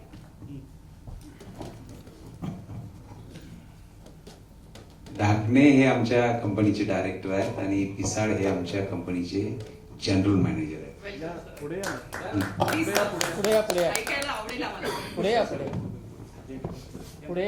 सर तुम्ही बरोबर राहा उभा राहा मित्रांनो जरा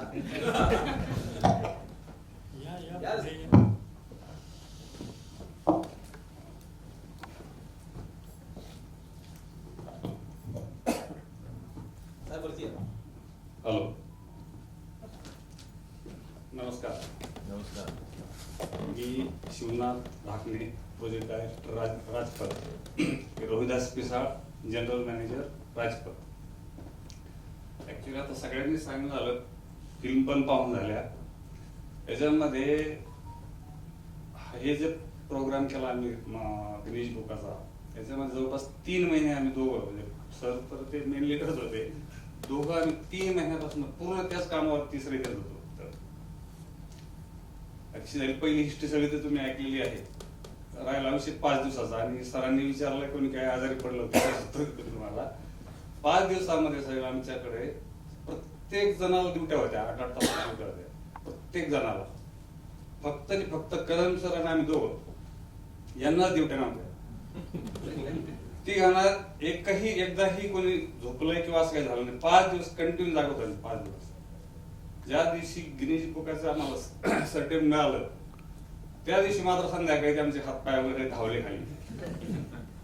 आणि त्या मितीला सरांना तिकडे त्या स्कोरला जावं लागलं. पण सर ज्यावेळेस गाडीत बसले त्याच्यानंतर आमचे पाय एकदम गळून गेले ते सोडल्यानंतर. पण त्याच्यामध्ये तुम्हाला सांगतो, सरांनी ते आमचं लिमका बुकाचं रेकॉर्ड सांगितलं साताऱ्याचं. ऍक्च्युअली तुम्हाला सांगतो, आमचं कुटुंब हे 2-3 हजार लोकांचं कुटुंब आहे. तर 3,000च्या मागे जवळपास 10-12 हजार लोक आहेत त्याच्यामध्ये. आमच्या कुटुंबामध्ये कोविडमध्ये एकही कोणीही व्यक्ती दगावली असं एकही सिंपल उदाहरण नाही आमच्या सगळ्या कुटुंबामध्ये. इव्हन ड्रायव्हर असेल, सुपरवायझर असेल, इंजिनियर असेल, मॅनेजर असेल, आम्ही असो किंवा सर असते, आमच्यापैकी ज्या कुणाच्याही कुटुंबामध्ये आमच्या परमेश्वराने आमच्यापर्यंत तो विषय येऊ दिला नाही. तो खरं वाटणार, खोटं वाटणार नाही. आम्ही सगळे, आम्ही दोघंही आणि सर पण त्या काळामध्ये पुन्हा सोडून तुम्हाला वाकडपर्यंत जायची लोकांना भीती वाटत होती. आम्ही त्या काळामध्ये मुंबईपर्यंत जात होतो. मुंबईला मंत्रालयात जाऊन प्रत्येक जण काम करत होते. तिथं साईटवर जायचं, प्रत्येकाला भेटायचो रोज डेली. एकही दिवस आम्ही घरात बसून राहिलो नाही. आमच्या 3-4 गाड्याला पास मिळाले होते, सरांनी पास घेऊन दिले होते. कंटिन्यू हिंडत होतो मॅडम, कंटिन्यू. त्या पिरियड सांगायचं आम्हाला असं छाती भरून येते आम्ही सांगताना. त्या पिरियड मध्ये एकही व्यक्तीला दगा फटका बसला नाही. माझ्या आत्ता मला कळायला आमच्या मित्रापैकी कोण कोण गेलं म्हणून. आता आम्ही दोघांनी त्या दिवशी विचारलं तर तो गुंजुटे म्हणून आहे, आम्हाला आत्ता कळलं गुंजुटे गेला म्हणून. तो आम्ही बरोबर काम केलेल्या लोकांना सुद्धा आम्हाला माहित नव्हतं कोण कोण गेलेलं वगैरे. म्हणजे आमच्या कंपनीत नव्हता, बाहेर होता, आम्ही शिकत असताना बरोबर होतो. असे बरेच लोक गेले, आत्ता कळायला लागले सर तेव्हा. तुम्हाला सांगायचं काय, आम्ही एवढं जे त्या कोरोनाच्या काळामध्ये काम केलं, एकही कुणालाही दगा फटका बसला नाही. ऍक्च्युअली ते कसं, ते आपण आपली व्हील पॉवर काय, आपण कुठला विचार करतो, पॉझिटिव्ह निगेटिव्ह, याच्यामध्ये बरेच डिपेंड आहे कोरोनाचं. घाबरून बरेच लोक गेले त्याच्यामध्ये. राहिला विषय सरांच्या पासून उत्तर देतो मी. सर ऍक्च्युअली कोणीही आजारी पडलं नाही. आजारी पडलं, मेडिसिन घेतलं किंवा सलाईन लावले अशी परिस्थिती अजिबात झाली नाही. 1-2 दिवस आम्हाला आराम करावा लागला, थोडा त्रास करावा लागला. नंतर ती उष्णता काय झाली, सरांनी सांगितलं तसं खाली 145चं टेम्परेचर, वरून 72चं टेम्परेचर, 47चं टेम्परेचर, असे ते 200चं टेम्परेचर असायचं. ह्या टेम्परेचर मध्ये डे नाईट मध्ये, आता आपल्याकडे कसं पुण्यामध्ये रात्री थंड हवा सुटते, तिथं उलट आहे सगळं, गरम हवा सुटते तिथं रात्री. त्या गरमीमध्ये सुद्धा आम्हाला त्यावेळेस काही चांगलं नाही. पण नंतर 2-3 दिवस त्रास झाला. आम्ही एकदम काळे ठिपूर पडलो होतो. म्हणजे काळे ठिपूर ओळखतच होतो आम्ही, घरामध्ये ओळखत नव्हतो. हा प्रॉब्लेम झाला आम्हाला. फक्त ते काळे ठिपूर पडण्याचे आमचे 7-8-10 लोक जे गोळे काळे ठिपूर पडले, टोटली लोक ते ओळखूच येत नव्हते. स्किन आमची ना एकदम अशी जळाली. हे सोडून बाकी कोणालाही काही करायला. आता नंतर पिसा साहेब काय नमस्ते, मी रोहिदास पिसाळ, साहेबांच्या बरोबर जवळपास 30 वर्ष मी काम करतो. वयाच्या 17व्या वर्षापासून त्यांच्या बरोबर. आता ही विदर्भात काम करायचं म्हटलं तर आम्हाला 2007 पासून आम्ही पहिलं इरिगेशनचं काम चालू केलं तिथे. 2007 पासूनचा त्या भागातला अनुभव होता. आम्ही विदर्भात केलंय, जळगावला पण काम केलेलं आहे. तिथेही 47 डिग्री त्यावेळी 99-2000च्या दरम्यान टेम्परेचर होतं. त्यावेळी सुद्धा उष्माघाताचे बळी असे खूप असायचे. मग त्या भागात काम केल्याचा इकडचाही अनुभव होता चांगला. एवढ्या सगळ्या ह्या कामामध्ये काम करत असताना 5 दिवस आमच्या लेईंग चालू होतं. त्या दुसऱ्या लेनला 8-10 गाड्या असायच्या. ती व्हॅन असायची, लोकांच्या गार पाणीच्या बाटलीची गाडी असायची, लोकांना ते बसायला हे असायच्या. 1 तास 2 तास आपल्याला जर वाटलं बाबा काय करायचं तर ते ड्रायव्हरच्या शेजारच्या सीटवरती आम्ही 1-2 तास असं बसून सगळ्यांना वाटायचं की गाडीत पण आहे आणि फिरतोय. 2 तास गाडीत बसायचं, 15-20 मिनिटं फिरून यायचं, परत गाडीत बसलं तरी चालायचं. काम तर काय करावं लागत नव्हतं, फक्त तिथं थांबायचं काम होतं. 5 दिवस तर रात्री कधी आम्ही कॅम्पवरती गेलोय नाही. दिवसातून तासभर जाऊन आंघोळ वगैरे करून यायचो. 5 दिवसानंतर 7 तारखेला हा सगळा इव्हेंट झाल्यानंतर कदमसर गेल्यानंतर 8 तारखेला मी स्वतः तिथे थांबलो होतो. बाकीचा सगळा विषय तिथला संपवला. 9 तारखेला सकाळी निघालो आणि 9 तारखेला रात्री पुन्हा झालो. त्या दिवशी नंतर मग मला सलग 8 दिवस म्हणजे माझं वैयक्तिक तर होतं, सगळ्यांचंच तशी परिस्थिती होती. 8 दिवस कुठंतरी कायम दुखायचं. पण त्या 10 तारखेपर्यंत 9 तारखेपर्यंत रात्री मला काही जाणवलं.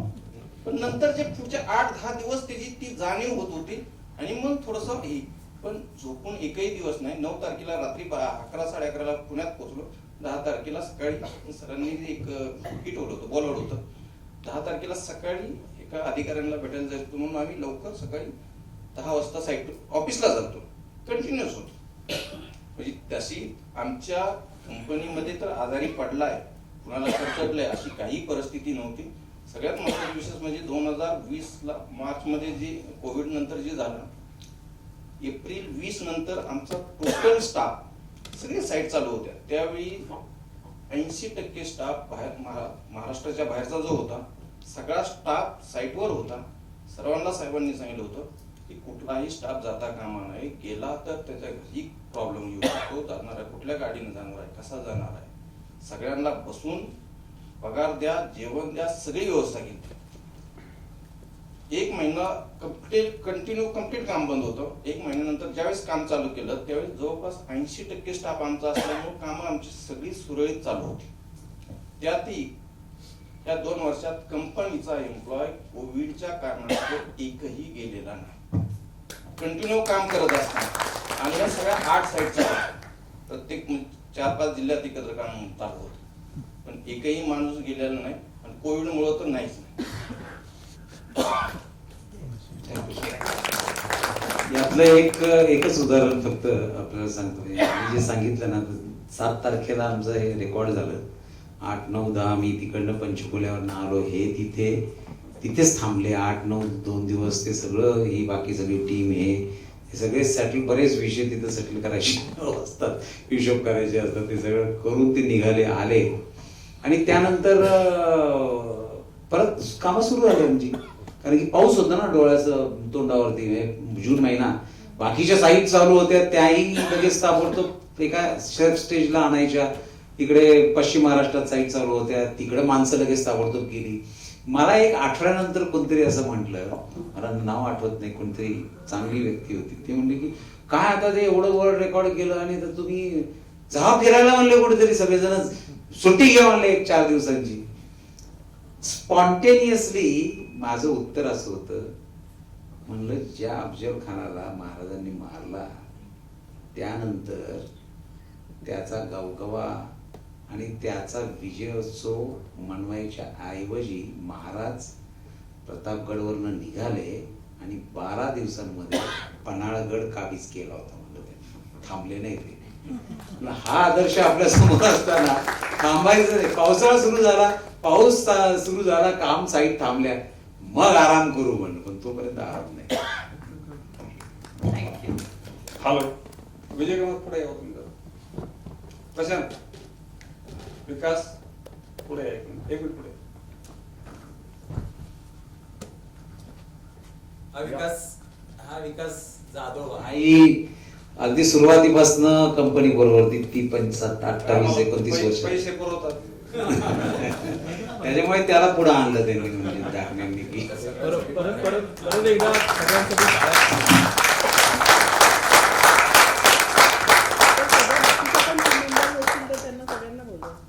हा प्रशांत चव्हाण आमच्याकडे GM आहे, senior technical executive. Vijay Kumar सुद्धा आमच्या इकडे टेक्निकल स्ट्रक्चर्स मधलं ते बघतात, विजय कुमार. आणि प्रशांत हायवेज आणि बाकी तर मी स्ट्रक्चर. याच्यासाठी बोलवलंय इथं. हा विजय कुमार जो आहे ना, 5 दिवस ज्या दिवशी सकाळी काम चालू झालं होतं बघा, हा पेवर चालला मी पाहिला होता पेवर चालताना. तो सकाळी 7 वाजता जे चालू झालं तर दुसऱ्या दिवशी 9 वाजता काम संपलं होतं. त्या 5ही दिवस तो त्या पेवरच्या नुसता असा तुम्ही जाताना पाहिला असेल बघा. आम्ही तरी गाडी 2 वाजता पण 5 दिवस आहे तो 1 सेकंद सुद्धा खाली टाकला. 5 दिवस 1 सेकंद तुम्ही पाहिलाच नाही. बऱ्याच तुम्हाला पेवरच्या पाठी मग दिसत असेल बघा, कंटिन्युअसली. त्याला आम्ही जाऊन म्हणायचो गाडी बस थोड्या वेळ, नाही सर नाही आहे आम्ही कंटिन्यू चालत. याच्याकडे काम असं होतं, ते काम करणारे लोक त्या थिकनेसनी करतायत का नाही, त्याच्यात बिटुमन यूज करतायत का नाही, त्याचे ते डांबरचे त्याचे टेम्परेचर योग्य आहे की नाही, का टेम्परेचरच्या खाली गेलंय, कोणी गाडी थांबून तिकडे आलाय, आराम करून आलाय, मग ती गाडी घेऊन आलाय. प्रत्येक गाडी ना गाडी त्याच्याकडे तो स्वतः चेक करत नव्हती, टीम होती खाली. पण त्यांनी 1 सेकंद साहेब 1 सेकंद सुद्धा म्हणजे 1 सेकंद म्हणतोय बसलेला नाही. याच्यात आम्ही हे सगळे 4-5 जण याच्यामध्ये सगळेजण प्रूफ आहेत त्याला. आम्ही सुद्धा म्हणायचो तू खाली बस, गाडीमध्ये बस, पण बसला 1 सेकंद बसला नाही जातोय. 1 सेकंद सिर्फ 5 दिन तक मैं सिर्फ फ्रेश होने जाता था बस, उसके 2 घंटा उसमें टाइम जाता. Thank you sir. इतकी मोटिवेटेड टीम आहे. It's all about leadership, passion, perseverance, patience आहे, पण leadership plays a big role in achieving. आणि कदम सर इकडून तिकडनं आले आम्हाला दोघांना म्हणायचे त्यांना झोपू द्या बरं. इकडून तिकडे लोक स्टाफला झोपू द्या बरं का, लोकांना आराम करू द्या. हो म्हणायचं की हे सगळी वेळेत जेवतायत का, त्यांना पाणी व्यवस्थित मिळतंय का, विश्रांती मिळते का, कोण कोणाला काही प्रॉब्लेम आहे का, हाच विषय. सगळ्यात महत्वाचा यातला एक विषय सांगायचा म्हणजे याच्यासाठी जे 2000 टन मेट्रिक टन जो बिटुमनचा जो विषय होता तो सगळा या माणसाने हँडल केला. 2000 प्लस त्या माणसाने शेवट काम complete होताना 10 गाड्या उभ्या होत्या. जास्तीचं बिटुमन कधी असं आम्हाला कळलं नाही की बिटुमनची गाडी आता लेट होती. शेवटच्या दिवसापर्यंत म्हणजे 5व्या दिवशी ज्या गाड्या जास्तीच्या येऊन आल्या त्या काम कम्प्लीट झाल्यानंतर उभ्या होत्या. दुसऱ्या दिवशी नंतर आम्ही रेग्युलर कामाला वापरल्या, पण पूर्ण बिटुमनची ज्यावेळेस सांगितलं गाड्या आता 2 तासांनी तुमच्याकडे ह्या 5 गाड्या पोहोचतात, 3 तासांनी मागल्या पुढच्या गाड्या पोहोचतात. गाड्यांचं लोकेशन सुद्धा वेळेला सांगत होते. गाड्यांचं लोकेशन किलोमीटर जवळपास 1000 किलोमीटर पासून गाड्या येत होत्या. पाठीमागं मला एक प्रश्न विचारला सरांना, हे सगळं कसं अचीव केलं तुम्ही विचारला सर ना, तुम्ही लिहिलेला होता प्रश्न. तुम्ही विचारला हे सगळं अचीव कसं केलं. हे आम्हाला सगळं सरांचं गाईडलाईन होतं, पण आम्ही ना तुम्हाला सांगतो 5 दिवस कॅम्पचं तोंडही पाहिलं नव्हतं. कॅम्पचं नाश्ता आमचा तिथे यायचा, संध्याकाळी आम्ही नांगरटी जेव्हा बसलो 5-6 जण एवढे नांगरटीमध्ये. कधीही आम्ही असं खाली बसून जेवलो, पण नांगरटीमध्ये साहेब कोणी म्हणत नसायचं मला जायचं मी जेवण पडतो जरा, किंवा जेवण कॅम्पला जाऊन करतो, एकही आता जात नव्हता म्हणजे. आणि एकही एकाला सोडून खात नव्हता. 5 ते 6 आमचे तिथले 2-3 लोक त्याच्यामध्ये सिनियर लोक. आमच्या डोळ्यापुढे तो 75 किलोमीटरचा अफजल खानच होता. आणि सर आपण जे म्हणालात आजारी पडले किंवा काय त्रास झाला तर मला सर्वोत्कृष्ट डाएट म्हणजे काय, सलाड असायचं, वेळच्या वेळी आम्हाला पाणी, थंड पाणी, कोकम सरबत, लिंबू पाणी, फक्त आम्हाला नव्हे आम्ही सोडून बाकी सगळ्यांनाच मिळायचं ते. धर्मामध्ये ना एक अर्धा लिटरची बाटली पिळायची, गोळी बाटली असती, बिस्लरी बाटली असती, 15 मिनिटात ते ड्रायव्हर लोक वगैरे हातात द्यायचे आमच्या. आणि प्रत्येक लेबरला बिस्लरी वॉटर म्हणजे थंड पाणी सगळं पूर्ण असायचं, कोकम सरबत, चहा पाटीज आम्ही चहा बिस्किट असं दोन्ही ठेवलेलं होतं. आणि कुणालाही कधी अडवलं नाही की तू एवढे घेऊ नको किंवा काही करू नको. त्यामुळं त्या कालावधीमध्ये तरी कुणाला त्रास झाला नाही. आणि त्यानंतरही झालेला काय ऐकवत नाही, आम्हालाच झाला थोडंसं, आम्ही पुण्यावरून गेलेलो असल्यामुळे, बाकी तसं गोयल साहेब पुढे या तुम्ही, पुढे या. आय गेस हे सेलिब्रेशन पुढचे 75 दिवसही चालू राहिले तरी कमी नाही होणार, पुढचे 75 वर्षही चालू राहील आहे. हे आमचे गोयल साहेब होतं, ही जी मशिनरी चालली सगळी पूर्ण मशिनरी कोट आला असता हिल ही सकते मेरे बिना हिल रहे इसलिए याद किया. मैं बोलता ना आपके बारे में बोलता हूँ. ये गोयल साहब है, ये इस फैक्ट्री में देखा नहीं उन्होंने, पूरी रात भर वो एक बार एक प्लान खराब हो गया था. मैं रात को 11 बजे देखा गोयल साहब की तरफ, गोयल साहब की तरफ, वो हाँ वो लोग काम कर रहे हैं ऊपर, और वो नीचे बैठे थे, उन्होंने खाना भी खाया नहीं था. 11 बजे मेरे गाड़ी में टिफिन था एक, मैंने छोड़ा, सर बोला खाना खाओ तुम पहला. मैंने बोले मैं भूख नहीं है, खाओ. बोला खाने के बैठे 2-3 चपाती खाया उन्होंने. और पूरी रात सर, पूरी रात उन्होंने वो कुर्सी में बैठ के, मैं भी साथ में बैठा था, कुर्सी में बैठ के जब सवेरे प्लान चालू हुआ तभी वो नहाने भी चले गए. हाँ बताइए. पोल खोलता हूँ इस कंपनी में सबसे ज्यादा एज करना याद, I am 59 now end by profession I am mechanical engineer विद 35 years एक्सपीरियंस. अभी ये बार बार एज की बात करते हैं. मैं कहता हूँ इस बिल्डिंग के 4 चक्कर अभी लगाते हैं, देखते हैं कौन जीतता है. एसेंस ऑफ द स्टोरी, सबसे बड़ा होने के नाते मैं 5 दिन खूब सोया, कुछ काम नहीं किया मैंने. 7वें दिन मुझे गिनीज वर्ल्ड रिकॉर्ड का एप्रिसिएशन मिला. This is all. Thank you entire team, thank you very much.